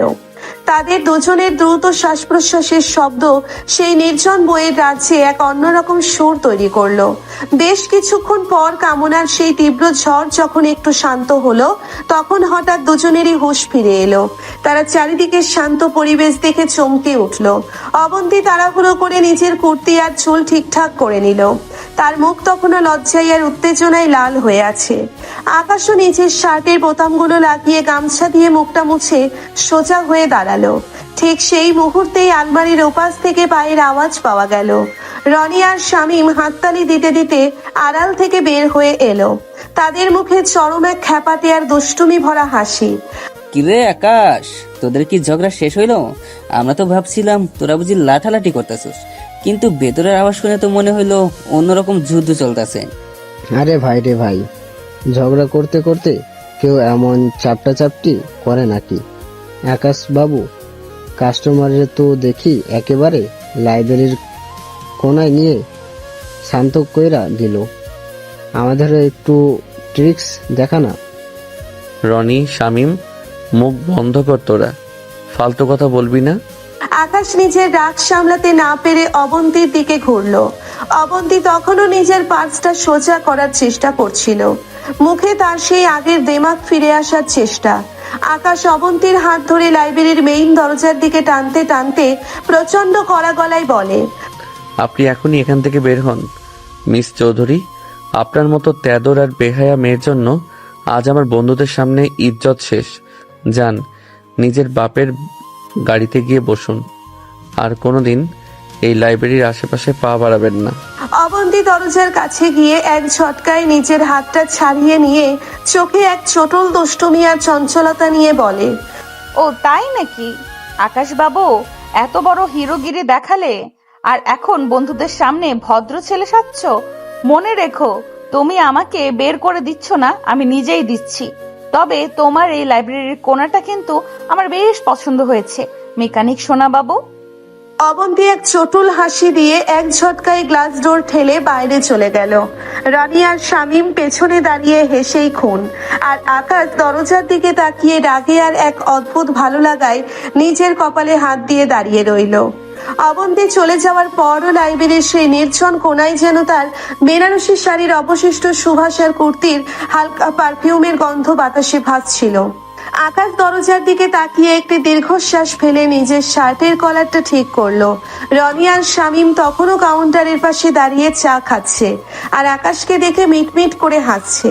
রনি আকাশের কাঁধে একটি থাপ্পড় মেরে, কিরে মেকানিক সাহেব, কাস্টমারের সাথে ঝগড়া করতে করতে একেবারে লাইব্রেরির কোনায় নিয়ে ইমার্জেন্সি মিটিং সেরে ফেললি? মেয়েটা তোরে মেকানিক সোনাবাবু ডাকলো কে রে? আর বলিস না রনি, আমাদের আকাশ তো দেখতে একেবারে ভাজা মাছটি উল্টে খেতে জানি না, কিন্তু তলে তলে তো দেখি ঢাকার কোটিপতির মেয়ের সাথে লাইন কাট করে রাখছে। এই শোন আকাশ, তোর চাকরি চলে গেলে কিন্তু আমরা দায়ী না। ম্যানেজার সাহেব আইলে যদি এই সিনের কথা শুনে, তবে কিন্তু লাইব্রেরি থাইকা সোজা লাথি মাইরা বের করে দেব। আকাশ প্রচন্ড বিরক্ত হয়ে হাতাটা টেবিলের উপর আছাড় দিয়ে বলে, তোরা কি তোদের ফালতু বক বক বন্ধ করবি? কোনো লাইন ঘাট নেই।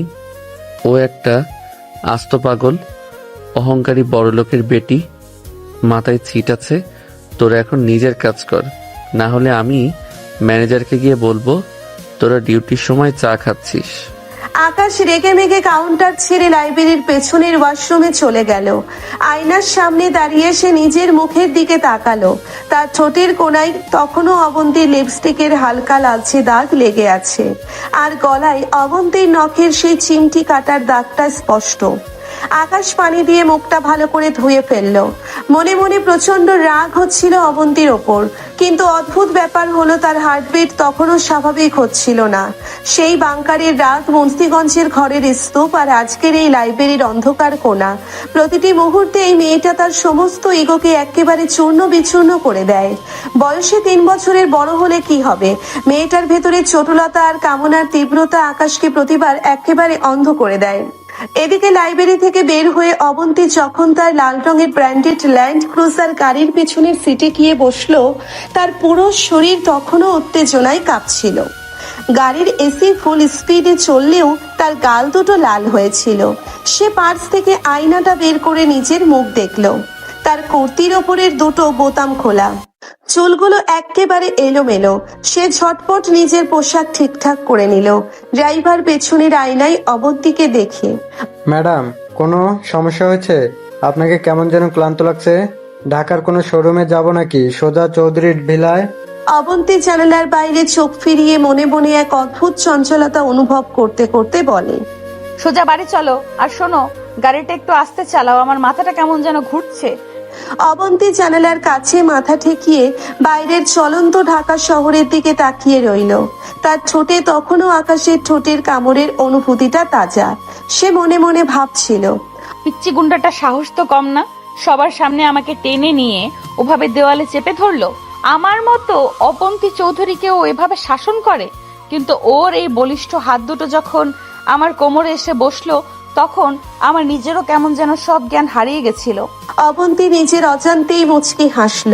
সে বুঝতে পারছিল মুখে সে যতই আকাশকে কামলা বা মেকানিক বলে পচাক না কেন, আকাশের এই আদিমার জঙ্গলি পুরুষালী রূপটা তাকে ভেতরে ভেতরে একেবারে চুরমার করে দেয়। এই অদ্ভুত রোম্যান্স সে তার বড়লোক বন্ধুদের মাঝে কোনোদিন পায়নি। দিন চারেক কেটে গেল। আকাশ লাইব্রেরির চাকরিটা ছেড়ে দেওয়ার সিদ্ধান্ত নিল, কারণ রনি আর শামীমের রোজগার খোঁচানো আর অবন্তীর আবার ফিরে আসার ভয় তাকে তাড়া করছিল। সে আবার ফিরে গেল তার চেনা গ্যারেজে। চৌধুরী সাহেবের দেওয়া টাকায় গ্যারেজটা এখন অনেক বড় হয়েছে। নতুন নতুন হাইড্রোলিক লিফট আর আধুনিক টুলস এসেছে। আকাশ একটা কালো রঙের স্পোর্টস বাইকের ইঞ্জিন খুলে সেটার পিস্টন পরিষ্কার করছিল। তার পুরো হাত আর কপালের পোড়া মবিলের কালি মাখা। ঠিক তখনই গ্যারেজের সামনে একটি বিশাল কালো রঙের মার্সিডিজ গাড়ি এসে ব্রেক কষলো। গাড়ি থেকে নামলেন খোদ চৌধুরী সাহেব, অবন্তীর বাবা, তার সাথে দুজন বডিগার্ড। আকাশ হাত থেকে রেঞ্জটা রেখে তাড়াতাড়ি উঠে দাঁড়িয়ে কাপড়ে হাত মুছলো। আরে চৌধুরী সাহেব, আপনি এখানে? কোনো সমস্যা হয়েছে? মিস অবন্তী কি আবার কোনো বিপদে পড়েছে? চৌধুরী সাহেব হেসে আকাশের কাঁধে হাত দিয়ে, না না বাবা আকাশ, নদী একবারে ঠিক আছে। আসলে আমি এখানে একটা বিশেষ দরকারে এসেছি। আমার পার্সোনাল মেকানিক আর ড্রাইভারের পোস্টটা খালি হয়েছে। নদী আমাকে বলল, ড্যাডি, আকাশের মতো ট্যালেন্টেড মেকানিক আর কেউ হতে পারে না। ও আমার লাইফ সেভার। ওরে আমাদের নিজস্ব মেন্টেনেন্স ইনচার্জ বানিয়ে দাও। তাই আমি তোমাকে প্রতি মাসে 2 লাখ টাকা স্যালারি আর থাকার জন্য আমাদের গেস্ট হাউসটা দিতে চাই। তুমি কি রাজি বাবা? আকাশ এক মুহূর্তের জন্য স্তব্ধ হয়ে গেল। সে ভালো করেই বুঝলো এটা চৌধুরী সাহেবের আইডিয়া নয়, এটা সেই তেদর মেয়ে অবন্তীর এক মস্ত বড় নতুন চাল। সে আকাশকে নিজের খাঁচায় বন্দি করার জন্য এবার তার বাপের টাকা আর পাওয়ার ব্যবহার করছে। আকাশ মনে মনে ভাবলো, ওহ, বেনারসি কুইন তাহলে আমাকে নিজের বাড়িতে নিয়ে গিয়ে নতুন নতুন নাটক শুরু করতে চাই। ঠিক আছে, আপনি যদি চৌধুরী ভিলার অহংকারী মেয়ে হন, তবে আমিও হাজীগঞ্জের মেকানিক আকাশ। আকাশ চৌধুরী সাহেবের দিকে তাকিয়ে ভদ্রভাবে হাসলো। আপনার এই চ্যালেঞ্জ আমি অ্যাকসেপ্ট করলাম। ঠিক আছে স্যার, আপনি যখন এত করে বলছেন, আমি কাল থেকেই আপনার বাড়িতে জয়েন করছি। আমার গ্যারেজটা আমার অ্যাসিস্ট্যান্ট সামলাবে। চৌধুরী সাহেব খুশি হয়ে চলে গেলেন। আকাশ মার্সিডিজ গাড়ির চলে যাওয়ার দিকে তাকিয়ে নিজের হাতের রেঞ্জটা শক্ত করে ধরলো। তার ঠোঁটের কোনায় এক নিষ্ঠুর আর চটুল হাসি ফুটে উঠল। সে মনে মনে বলল, মিস অবন্তী, এবার আপনার নিজের বাড়িতেই আপনার ইগো আর দেমাক আমি কিভাবে টাইট দেই তা শুধু দেখে যান। পরদিন আকাশ চৌধুরী ভিলার গেট দিয়ে যখন প্রথম পা রাখলো, তখন তার পরনে একটা সাধারণ শার্ট আর জিন্স। কিন্তু চৌধুরী ভিলার বিশালতা আর জাঁকজমক দেখে সে বিন্দুমাত্র বিচলিত হলো না।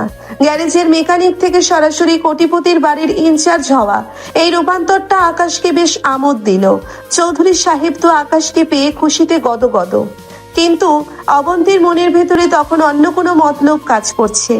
চৌধুরী ভিলার বিশাল ড্রয়িং রুম, ঝাড়বাতি জ্বলছে, চারিদিকে দামি আসবাবপত্র। আকাশ দাঁড়িয়ে আছে, তার সামনেই অবন্তী, পরনে একটি সিল্কের গাউন, হাতে কফির মগ। সে আকাশের দিকে তাকিয়ে একটি বাঁকা হাসি দিল। ওয়েলকাম মিস্টার মেকানিক, চৌধুরী ভিলার গেস্ট হাউস তোমার জন্য রেডি। তবে একটা কথা মনে রেখো, এটা গ্যারেজ না, এখানে কাজ করার সময় হাত সবসময় পরিষ্কার থাকতে হবে। আমার গাড়ির একটু স্পিড কম মনে হচ্ছে। কাল সকাল 7টার মধ্যে ঠিক করে রাখবে। চৌধুরী সাহেবের নির্দেশে এখানে এসেছি আপনার ফরমাস খাটার জন্য না। তবে আপনার গাড়ির নাট বল্টু কোথায় লুজ আছে তা আমি ভালো করেই জানি। চিন্তা করবেন না, সকালের আগেই সেটা ফুল টাইট হয়ে যাবে। খুব তো স্পর্ধা তোমার। মনে রেখো, আমার বাড়িতে থাকলে আমার সব রুলস মেনে চলতে হবে। কোনো বাড়তি আদিক্ষেতা আমি পছন্দ করি না। আকাশ অবন্তীর আরো কাছে এগিয়ে এসে নিচু স্বরে বলে, রুলস তো আমি আপনার বেডরুমেও মানি না মিস অবন্তী। লাইব্রেরির সেই কোণার কথা ভুলে গেলেন? আমার মনে হয় না আপনার আমার উপর কোনো রুলস খাটানো উচিত। অবন্তীর গাল দুটো মুহূর্তের মধ্যে লজ্জায় আর রাগে লাল হয়ে উঠল। সে কফির মগটা টেবিলে রেখে আকাশের দিকে তেড়ে এলো। বেশি সাহস দেখাচ্ছ না? এটা আমার বাড়ি, এখানে আমার কথাতেই সব হয়। আকাশ হেসে চলে গেল। রাত 3টা। চৌধুরী ভিলার করিডোর শুনশান। আকাশ গেস্ট হাউস থেকে বেরিয়ে মেইন বিল্ডিং এর দিকে যাচ্ছিল, কারণ তার মনে হলো অবন্তীর গাড়ির ব্রেক সিস্টেমে কিছু একটা ত্রুটি আছে। সে জানে অবন্তী কাল সকালে বেরোবে, আর সে কোনো রিস্ক নিতে চায় না। হঠাৎ করিডোরের অন্ধকার কোণায় সে দেখলো অবন্তীকে। সে একটা হালকা নাইটি পরে দাঁড়িয়ে আছে জানালার পাশে।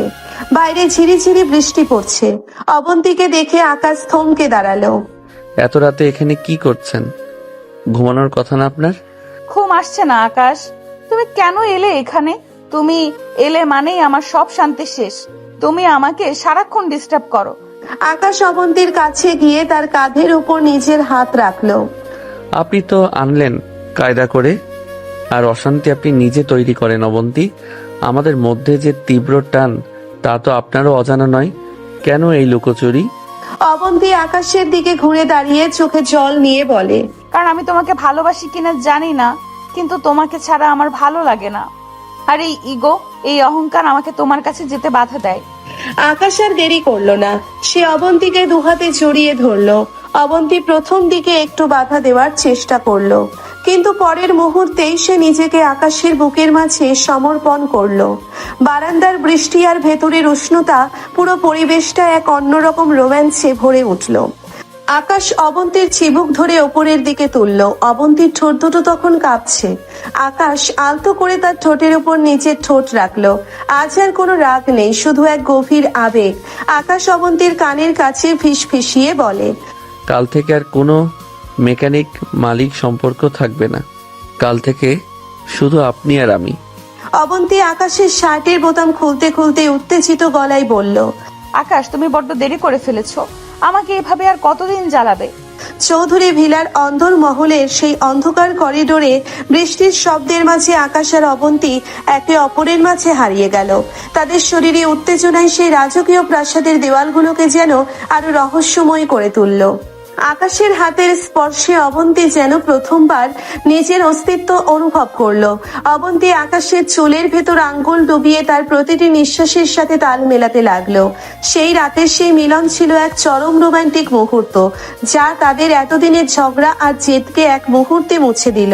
পরের দিন সকালে চৌধুরী সাহেব যখন ড্রয়িং রুমে এসে দেখলেন অবন্তী আর আকাশ দুজনেই খুব হাসি খুশি, আর তাদের মধ্যে সেই চিরচেনা তিক্ততা নেই, তখন তিনি বুঝলেন তার মেয়ের জীবনের সব থেকে বড় ঝগড়াটে মানুষটাই বোধহয় তার জীবনের সব থেকে বড় আপনজন হয়ে উঠেছে। চৌধুরী ভিলার সেই রোমান্টিক রাতের পর আকাশের ধারণা ছিল অবন্তী বোধহয় এবার একটু শান্ত হবে, কিন্তু তেদর বড়লোকের বটিদের ডিকশনারিতে শান্ত বলে কোনো শব্দ যে নেই, সেটা আকাশ 24 ঘন্টার মধ্যেই টের পেয়ে গেল। অবন্তী এখন আর শুধু লাইব্রেরির কোনায় বা গাড়ির পেছনের সিটে খুনসুটি করার পাত্রী নয়। সে এবার আকাশকে একেবারে পার্মানেন্টলি নিজের লাইফ মেকানিক বানানোর জন্য কোমর বেঁধে নেমেছে। আর এই মিশনে এসে চৌধুরী ভিলার পুরো রাজপ্রাসাদকে একেবারে চিড়িয়াখানা বানিয়ে ছাড়লো। এর সাথে যোগ হয়েছে অবন্তীর এক বিদেশি ফেরত কাজিন বব ভাই। বব ভাইয়ের আসল নাম বাবলু, কিন্তু সে নিজেকে ব্রিটিশ ভাবার চেষ্টায় সারাদিন মুখে ভাঙা ইংরেজি আর হাতে একটি গল্ফ স্টিক নিয়ে ঘোরে। সকালবেলা চৌধুরী ভিলার বিশাল বাগান। আকাশে এই টয়োটো হ্যালো জিপের ইঞ্জিন চেক করছিল। তার পরনে যথারীতি মোবিলের দাগ লাগা শার্ট, কপালে ঘাম। ঠিক তখনই বাগানের স্পিকারগুলো থেকে বিকট শব্দে রোমান্টিক গান বাজতে শুরু করলো। আকাশ চমকে উঠে সোজা হয়ে দাঁড়ালো। সে দেখলো বাগানের মাঝখানে একটি বিশাল লাল কার্পেট বিছানো হয়েছে, আর সেই কার্পেটের ওপর দিয়ে হেঁটে আসছে অবন্তী। তবে আজকে তার গেট আপ দেখার মতো। সে পরেছে একেবারে খাঁটি লাল বেনারসি শাড়ি, মাথায় এক বিশাল ফুলের মুকুট, আর হাতে এক তোড়া গাঁদা ফুল, কারণ গোলাপ ফুল নাকি বড্ড কমন। তার পেছনে পেছনে আসছে বব ভাই, যে একটা ওভার সাইজ স্যুট পরে অবন্তীর শাড়ির আঁচল ধরে সাবধানে হাঁটছে।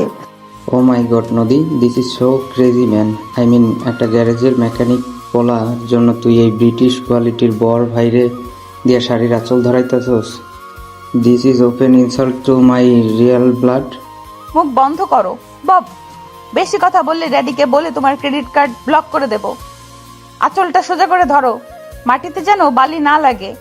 অবন্তী সোজা হেঁটে এসে আকাশের জিপ গাড়ির সামনে দাঁড়ালো। আকাশ হাঁ করে রেঞ্জ হাতে নিয়ে তাকিয়ে আছে। অবন্তী কোনো ভূমিকা না করে সোজা লাল কার্পেটের ওপর হাঁটু গেড়ে বসে পড়ল। তার হাতের গাঁদা ফুলের তোড়াটা আকাশের মুখের সামনে বাড়িয়ে দিল। অবন্তী চোখ বড় বড় করে একেবারে ফিল্মি কায়দায় বলে, মিস্টার আকাশ বাবু, হাজীগঞ্জের পিচ্চি মেকানিক আমি অবন্তী চৌধুরী আজকে সবার সামনে বব ভাইয়ের সাক্ষী রেখে তোমাকে প্রপোজ করছি।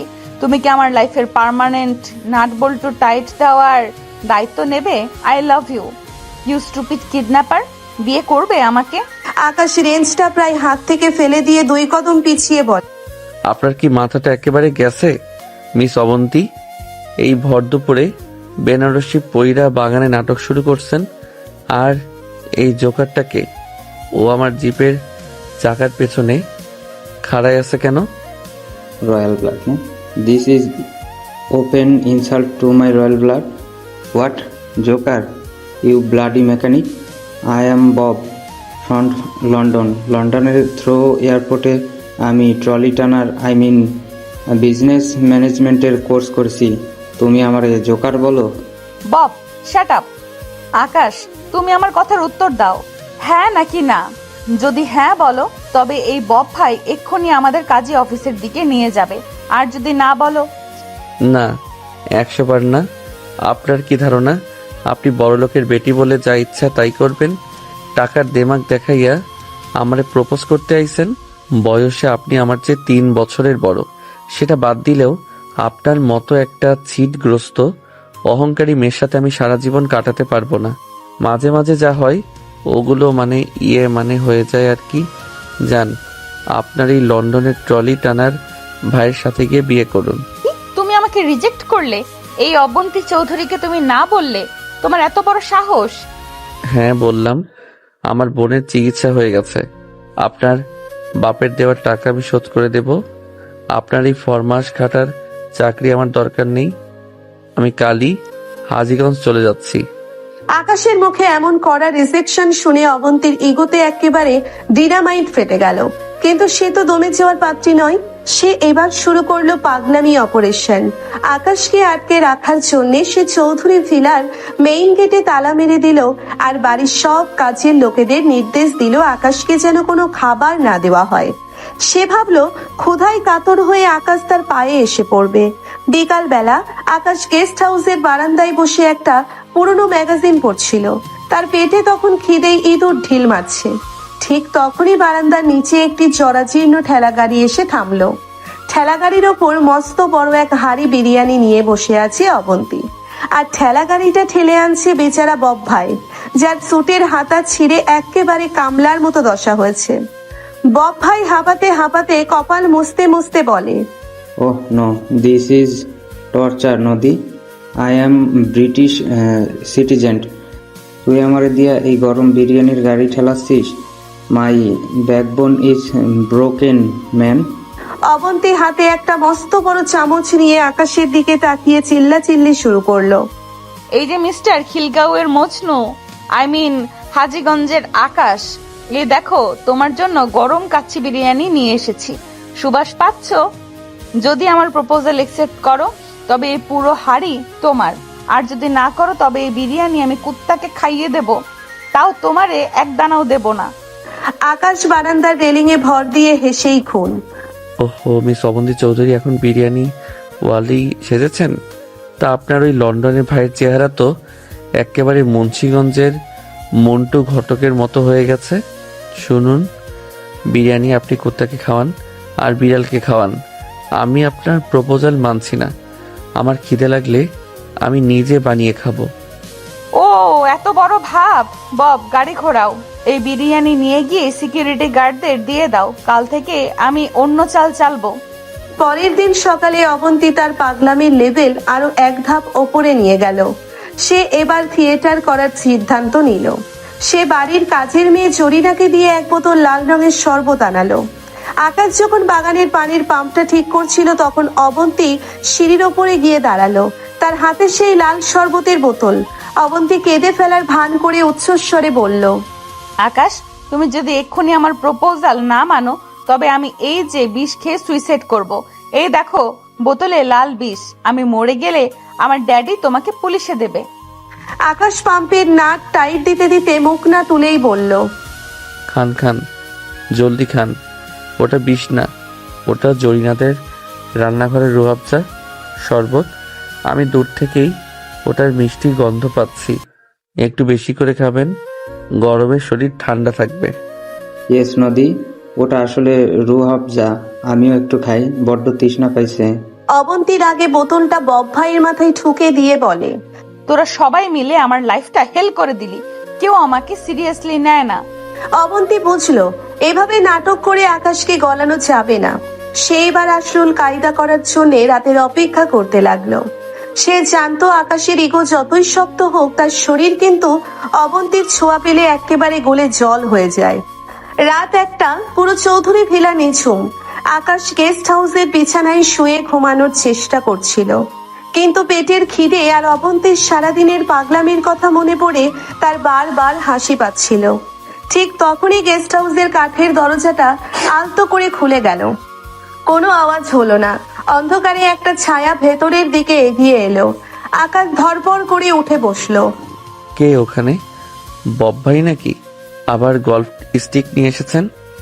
অবন্তী টিমটিমে কুপির আলো জেলে দরজায় পেট ঠেকিয়ে দাঁড়ালো। বব ভাই ঘুমাচ্ছে। এটা আমি অবন্তী। আকাশ দেখলো অবন্তী এবার কোনো বেনারসি বা নাইটি পরেনি। সে পরেছে একেবারে পাতলা ফিনফিনে একটি কালো সিফন শাড়ি। তার চুলগুলো ভেজা, কাঁধের ওপর দিয়ে একটি লটকে থাকা রেশমের সুতো একেবারে তার নাভি পর্যন্ত নেমে গেছে। কপির আলোয় তার ফর্সার শরীরটা যেন এক নিষিদ্ধ মায়াজাল তৈরি করছিল। অবন্তীর চোখের চঞ্চলতা উধাও, সেখানে এখন এক তীব্র কামনার আগুন। আকাশ ঢোক গিলে বিছানা থেকে নামে। আপনি আবার এত রাতে এখানে কেন এসেছেন? আমি বলেছি না আপনার কোনো প্রপোজাল আমি। অবন্তী আকাশের মুখের সামনে নিজের একটা আঙ্গুল রেখে তার কথা বন্ধ করিয়ে দিল। প্রপোজ পরে হবে আকাশ বাবু, আগে আমার এই ভেতরের আগুনটা শান্ত করো। 4 দিন ধরে তুমি আমাকে ছোঁনি। আমার পুরো শরীরটা যেন বরফের মতো ঠান্ডা হয়ে গেছে। তুমি মেকানিক মানুষ না? এই ঠান্ডা ইঞ্জিনটা একটু গরম করে দাও না। অবন্তী আর কোনো কথা বলার সুযোগ দিল না। সে নিজের দুহাত আকাশের গলার পিছনে জড়িয়ে ধরে তার পুরো শরীরটা আকাশের বলিষ্ঠ বুকের সাথে লেপটে দিল।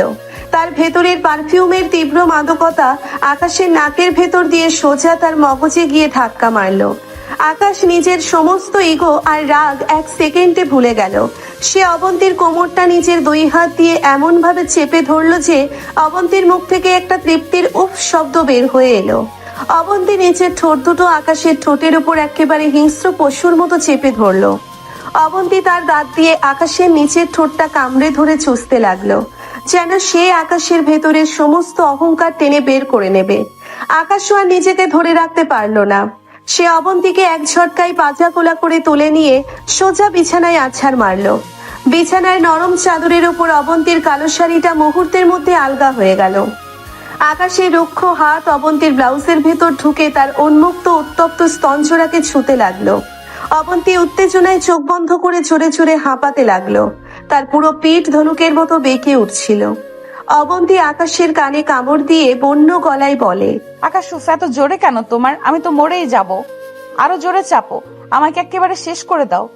আকাশ অবন্তীর গলার নিচে নিজের মুখ ডুবিয়ে কামুত্তেজিত স্বরে বলে, বড়লোকের বেটি, অনেক নাটক দেখিয়েছেন সারাদিন, বিরিয়ানির কারি খেলিয়েছেন, বিষ খাওয়ার নাটক করেছেন। এখন বুঝুন হাজীগঞ্জের মেকানিক জিনিসটা কি। আজ আপনাকে আমি 1 ইঞ্চিও ছাড়বো না। আকাশ অবন্তীর শাড়ির কুচিটা একটানে ছিঁড়ে ফেলল। অবন্তীর ফর্সা মসৃণ অড়ুয়ার নাভির নিচের অংশ কপির আলোয় একেবারে চকচক করছিল। আকাশের কোনো অপেক্ষা না করে অবন্তীর 2 পায়ের মাঝখানে নিজের শরীরটা স্থাপন করলো। তাদের 2 উষ্ণ শরীরের ঘর্ষণার চাদরের খসখস শব্দে গেস্ট হাউসের সেই ঘরটা মুহূর্তের মধ্যে রতি ক্রীড়ার ময়দান হয়ে উঠল।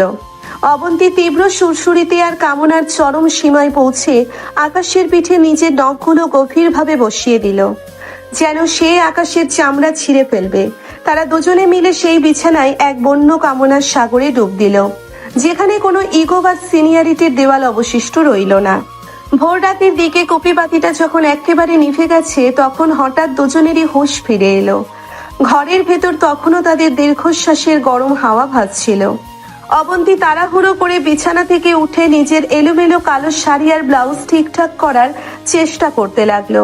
তার ফর্সা পিঠে তখন আকাশের আঙ্গুলের লাল লাল দাগ স্পষ্ট। আকাশও বিছানায় বসে নিজের জিন্স আর শার্টটা টেনে টুনে পরে নিল। ঠিক সেই মুহূর্তেই গেস্ট হাউসের দরজাটা এক বিকট শব্দে খুলে গেল, আর দরজার সামনে হ্যারিকেন হাতে নিয়ে দাঁড়িয়ে আছে বব ভাই, রনি আর শামীম, যাদের অবন্তী কাল রাতে বিশেষ বকশিস দিয়ে মুন্সিগঞ্জ লাইব্রেরি থেকে এখানে আনিয়েছিল আকাশের উপর নজর রাখার জন্য। তাদের পেছনে খোদ চৌধুরী সাহেবও চোখ কচলাতে কচলাতে এসে হাজির।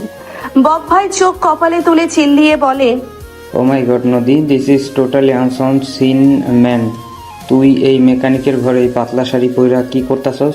চারিদিকে চাদর তো দেখি একেবারে কুচকাইয়া যুদ্ধক্ষেত্র হইয়া গেছে। রনি কনুই দিয়ে শামীমকে গুঁতো মেরে হেসেই খুন। শামীম হাততালি দিয়ে ওঠে। চৌধুরী সাহেব হতভম্ব হয়ে মাথায় হাত দিয়ে বলে, কিরে আকাশ, তুই না বললি মেয়েটা পাগল, মাথা খারাপ? তো মাঝরাতে পাগলের সাথে কে বিছানায় ওষুধের চিকিৎসা চলতেছিল রে ভাই? আমাদের একটু জানা না? বাইরে ভাই, আকাশের মেকানিক ইঞ্জিন তো দেখি মাঝরাতে একেবারে রকেটের স্পিডে চলে। এই সিন যদি আমরা লাইব্রেরিতে দেখতাম তবে তো বয়ের টাকাই ভেঙে পড়তো। নদী, মামা, তুই এই ছেলের ঘরে এত রাতে কি করছিস? তোর শাড়ির এই দশা কেন? এমন চরম লজ্জাজনক পরিস্থিতিতে পড়ে আকাশ আর অবন্তী দুজনেই এক মুহূর্তের জন্য পাথর হয়ে গেল। আকাশের মুখ রাগে আর লজ্জায় একেবারে কালো হয়ে গেল। সে দেখলো অবন্তী নিজের ওড়না দিয়ে মুখ ঢেকে ফেলার চেষ্টা করছে, কিন্তু তার চোখের চঞ্চলতা তখনও যায়নি। আকাশের ইগো এবার একেবারে মাথায় চড়ে বসলো। সে সবাইকে দেখানোর জন্য অবন্তীর হাতটা শক্ত করে ধরলো। আকাশ প্রচন্ড জোরে ধমক দিয়ে অবন্তীকে দরজার দিকে ঠেলে দিয়ে বলে, আপনি এখনই আমার ঘর থেকে বের হন। মিস অবন্তী চৌধুরী, আপনার এই নোংরা পাগলামির জন্য আজ সবার সামনে আমার ইজ্জত একেবারে ধুলাই হয়ে গেল। আপনি টাকার জোরে সবাইকে কিনতে পারেন, কিন্তু আমার এই ঘরটাকে আপনার থিয়েটার বানাতে দেব না। যান, নিজের বাপের সাথে গিয়ে ড্রয়িং রুমে বসুন। আর কোনোদিন আমার সামনে আসার চেষ্টা করবেন না। বের হন। অবন্তী দরজার বাইরে গিয়ে এক ঝটকায় নিজের শাড়ির আঁচলটা সোজা করে চোখে জল এলেও মুখে সেই আগের চটুল আর তেদর হাসিটা ফুটিয়ে বলে, ও তাই নাকি আকাশ বাবু? এত বড় ধমক দেওয়া হচ্ছে? মনে রেখো, তুমি তাড়িয়ে দিচ্ছ বলে আমি যাচ্ছি না। আমার কাজ শেষ, তাই যাচ্ছি। আর শোনো মিস্টার মেকানিক, তুমি মুখে যতই না বলো, কাল সকালের মধ্যে তুমি নিজেই আমার পায়ে সেই হ্যাঁ বলবে। এই অবন্তী চৌধুরী কোনো রেস হারেনি, আর তোমাকেও হারতে দেবে না। বব ভাই, চলো। অবন্তী তার শাড়ির আঁচল উড়িয়ে বব ভাই আর চৌধুরী সাহেবকে নিয়ে হিলহিলিয়ে হেঁটে চলে গেল। রনি আর শামীম ভেতরে ঢুকে আকাশের কাঁধে চাপড় দিয়ে হাসতে লাগলো। আর আকাশ দরজার দিকে তাকিয়ে রাগে ফুঁসতে ফুঁসতে নিজের হাতের রেঞ্জটা সোজা দেওয়ালে আছাড় মারল। চৌধুরী ভিলার সেই কেলেঙ্কারির পর আকাশের এক মুহূর্তও সেখানে থাকা নিজের আত্মসম্মানের পক্ষে উচিত মনে করলো না। রনি আর শামীমের হাসাহাসি আর চৌধুরী সাহেবের সেই হতাশ মুখের চাহনি তাকে ভেতরে ভেতরে কুড়ে কুড়ে খাচ্ছিল। সেই রাতেই নিজের যৎসামান্য জামা কাপড় আর মেকানিক টুলসের বাক্সটা গুছিয়ে নিয়ে সে চৌধুরী ভিলা থেকে চিরতরে বেরিয়ে এলো। অবন্তীর উপর তার রাগ হচ্ছিল ঠিকই, কিন্তু বিছানার সেই তীব্র উষ্ণতা আর অবন্তীর ভেজা চুলের সুবাস তখনও তার মস্তিষ্কের কোষে কোষে এক অবাধ্য হাহাকার তৈরি করছিল। আকাশ সোজা ফিরে গেল তার নিজের চেনা জগৎ, মুন্সিগঞ্জের সেই প্রত্যন্ত গ্যারেজে, যেখানে কোনো বড়লোকের বেটির দিমাগ নেই, নেই কোনো ক্ষমতার জোর। দিন 10 কেটে গেছে, আকাশ আবার তার পুরনো মেকানিক জীবনে ফিরে এসেছে। সারাদিন মোবিল, গ্রিজ আর ইঞ্জিনের নাটবল্টু নিয়ে সে নিজেকে ব্যস্ত রাখে, যাতে অবন্তীর সেই চঞ্চল মুখটা এক মুহূর্তের জন্যও মনে না পড়ে। কিন্তু মন তো আর মেকানিক ইঞ্জিন নয় যে ইচ্ছে করলে ব্রেক কষে থামিয়ে দেওয়া যাবে। কিন্তু সে এটা ভেবেও অবাক, এতদিন হলো মেয়েটা অমন চুপসে গেল কেন? কোনো খোঁজই নাই। এই মেয়ে তো এতদিনে 3য় বিশ্বযুদ্ধ ঘটানোর কথা। ঠিক এমন সময় একদিন দুপুরে গ্যারেজের সামনে একটি জরাজীর্ণ লোকাল বাস এসে থামলো। সেই বাস থেকে ধুলোবালি মেখে নামলো বব ভাই। তবে আজকের বব ভাইয়ের গায়ে কোনো লন্ডনের দামি স্যুট নেই, মুখে সেই চিবানো ইংরেজিও নেই। সে একটা সাধারণ সুতির ফতুয়া আর লুঙ্গি পরে একেবারে বিধ্বস্ত অবস্থায় আকাশের সামনে এসে দাঁড়ালো। আকাশ হাতে রেঞ্চ নিয়ে অবাক হয়ে তাকায়। আরে বাবলু ভাই ওরফে বব ভাই, আপনার এই দশা কেন? লন্ডনের হিথ্রো এয়ারপোর্টের ট্রলিওয়ালা এখন মুন্সিগঞ্জের লোকাল বাসে, ঘটনা কি? মিস অবন্তী আবার কি নতুন নাটক পাঠাইছে আপনারে দিয়া? বব ভাই একেবারে কেঁদে ফেলে আকাশের হাত ধরে। আকাশ ভাই, ওরে আমার মেকানিক ভাই রে, আমারে আর বব ভাই ডাইকা পাপি বানায় না, আমি একেবারে শেষ। আই মিন অবন্তী আপা আমারে পাওয়ার জন্য যা করছে তা শুনলে তোমার চোখে পানি, মোবিল একসাথে ঝইরা পড়বো। কি করছে ওই বদ মেজাজি মেয়ে? আবার কোনো বিষ খাওয়ার নাটক?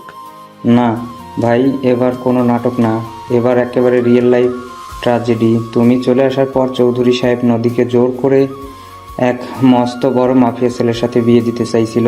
নদী সাফ না করে দিছে। সে ডিক্লেয়ার করেছে সে যদি বিয়ে করে তবে শুধু আকাশকেই করবে, না হলে সারা জীবন কুমারী থাকবে। আকাশ বুকের ভেতর একটি মোচড় অনুভব করে।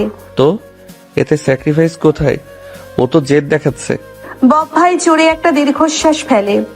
যেদিন না ভাই, চৌধুরী সাহেব রেগে গিয়ে অবন্তীকে বাড়ি থেকে বের করে দেওয়ার হুমকি দেয়। বলে যে যদি মেকানিকের কাছে যায় তবে তার 100 কোটি টাকার সম্পত্তি একানাও পাবে না। তাকে এক কাপড়ে বাড়ি থেকে বের হতে হবে, কারণ তোকে এত বলার পরও তুমি অবন্তীকে অপমান করেছো। এটা আঙ্কেলের ইগোতে লেগেছে। তুমি বিশ্বাস করবে না আকাশ ভাই, যে মেয়ে এসি ছাড়া 1 সেকেন্ডও থাকতে পারতো না, আইফোন ছাড়া যার দিন চলতো না, সে 1 সেকেন্ডও চিন্তা করে না। সে 1 সেকেন্ডও চিন্তা না করে তার ওই 100 কোটির রাজপ্রাসাদ, দামি গাড়ি, বাড়ি, ব্যাংক সব টাকা এক কলমের খোঁচায় ড্যাটের নামে সাইন করে দিয়ে এক কাপড়ে বাড়ি থেকে বেরিয়ে গেছে। এক কাপড়ে ও একেবারে রাস্তার ফকির হয়ে গেছে ভাই। বব ভাইয়ের মুখে এই কথা শুনে আকাশের হাতের রেঞ্জটা ঝনঝন করে মাটির ওপর পড়ে গেল। তার পুরো শরীর যেন এক অদৃশ্য বিদ্যুতের শকে জমে বরফ হয়ে গেল। সে অবন্তী চৌধুরী তার রূপের আর পাপের টাকার দিমাগ নিয়ে সারাক্ষণ আকাশে উঠত। সে আজ তাকে পাওয়ার জন্যে তার এই সামান্য এক মেকানিকের ভালোবাসার টানে নিজের 100 কোটির রাজত্ব এক মুহূর্তে ত্যাগ করে দিল। এর চেয়ে বড় স্যাক্রিফাইস বা আত্মত্যাগ একটা মেয়ের পক্ষে আর কি হতে পারে? আকাশের চোখের কোণায় এতদিনের জমে থাকা সব রাগ আর ইগোর বরফ মুহূর্তেই গলে জল হয়ে গেল। সে বুঝতে পারলো অবন্তী তাকে কতটা গভীরভাবে নিজের জীবনের চেয়েও বেশি ভালোবেসে ফেলেছে। আকাশ বব ভাইয়ের কাঁধ ঝাঁকিয়ে উত্তেজিত গলায় বলে, অবন্তী এখন কোথায়? ও কোথায় আছে বাবলু ভাই, জলদি বলুন। ও আমাদের সেই পুরনো মন্টু ঘটকের ভাঙা আখড়ায় গিয়ে উঠেছে। সেখানে একটা সেরা মাদুর পেতে চটের চালের নিচে বসে আছে। সারাদিন ধরে তোমার নাম জপতেছে আর কান্না করতেছে। তুমি জলদি যাও ভাই, ওরে বাঁচাও। আকাশ আর 1 সেকেন্ডও নষ্ট করলো না।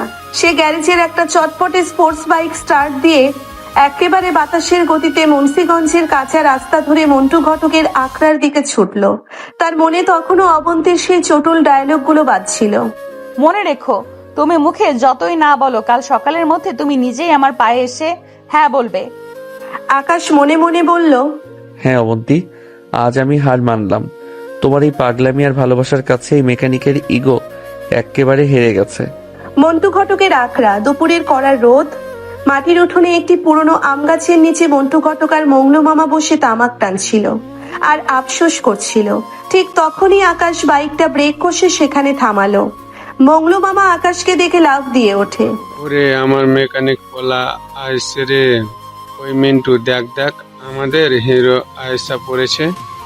মামা, অবন্তী কোথায়? ও ভেতরে আছে। মন্টু ঘটক ভেতরের ঘরের দিকে আঙ্গুল দেখিয়ে দেয়। হরে বাবা, ঘরের ভেতরেই আছে। মেয়েটার অহংকার একেবারে শূন্য হয়ে গেছে রে আকাশ। এক কাপড়ে চইলা আইছে, তুই ভেতরে যা, ওরে একটু শান্ত কর। আকাশ ধীর পায়ে মাটির ঘরের ভেতরের দিকে এগিয়ে গেল। ঘরের ভেতর টিমটিমে আলো। একটা পুরনো চটের মাদুরের ওপর বসে আছে অবন্তী। তার পরনে একটি সাধারণ সুতির শাড়ি, চুলে কোনো সুবাস নেই, চোখে নেই কোনো দামি সানগ্লাস। তার ফর্সা মুখটা ধুলো আর কান্নায় মলিন হয়ে গেছে। সে একটা শুকনো রুটি হাতে নিয়ে আনমনে ছিঁড়ছিল, আর তার চোখ দিয়ে টপ টপ করে পানি পড়ছিল। আকাশ দরজায় দাঁড়িয়ে নিচু স্বরে ডাকলো, মিস অবন্তী চৌধুরী। অবন্তী চমকে উঠে দরজার দিকে তাকালো। আকাশকে দেখা মাত্রই তার চোখের জল যেন বাঁধভাঙা বন্যার মতো নেমে এলো। সে হাতের রুটিটা ফেলে দিয়ে সোজা উঠে দাঁড়িয়ে আকাশের দিকে ছুটে এলো, কিন্তু মাঝপথে এসে সে থমকে দাঁড়ালো। তার সেই চেনা দিমাগটা আবার জোর করে মুখে আনার চেষ্টা করলো। অবন্তী কেঁদেও হাসার ভান করে, মুখটা বাঁকিয়ে বলে, ও মিস্টার কিডন্যাপার, তুমি এখানে কেন এসেছো? আমার ইন্টারভিউ নিতে এসেছো নাকি? দেখো, আমার ড্যাডি কিন্তু আমাকে এক কাপড়ে বের করে দিয়েছে। আমার কাছে এখনো 1 কোটি টাকাও নেই, আর তোমার জন্য বিরিয়ানির হাড়িও নেই। আমি এখন একেবারে ভিখারিনী। এখন তো তোমার শান্তি, তাই না? এবার তো তোমার ইগো শান্ত হয়েছে। আকাশ কোনো কথা বলল না। সে এক পা দুপা করে এগিয়ে এসে অবন্তীর একদম মুখোমুখি দাঁড়ালো। অবন্তীর ঠোঁট দুটো তখনও অভিমানে কাঁপছিল। আকাশ হঠাৎ এক তীব্র আবেগে অবন্তীকে নিজের 2 বাহুর মাঝে শক্ত করে জড়িয়ে ধরলো। সে অবন্তীর মাথাটা নিজের বুকের মাঝে চেপে ধরলো, যেখানে তার হার্টবিট একেবারে চূর্ণ বিচূর্ণ স্পিডে চলছিল।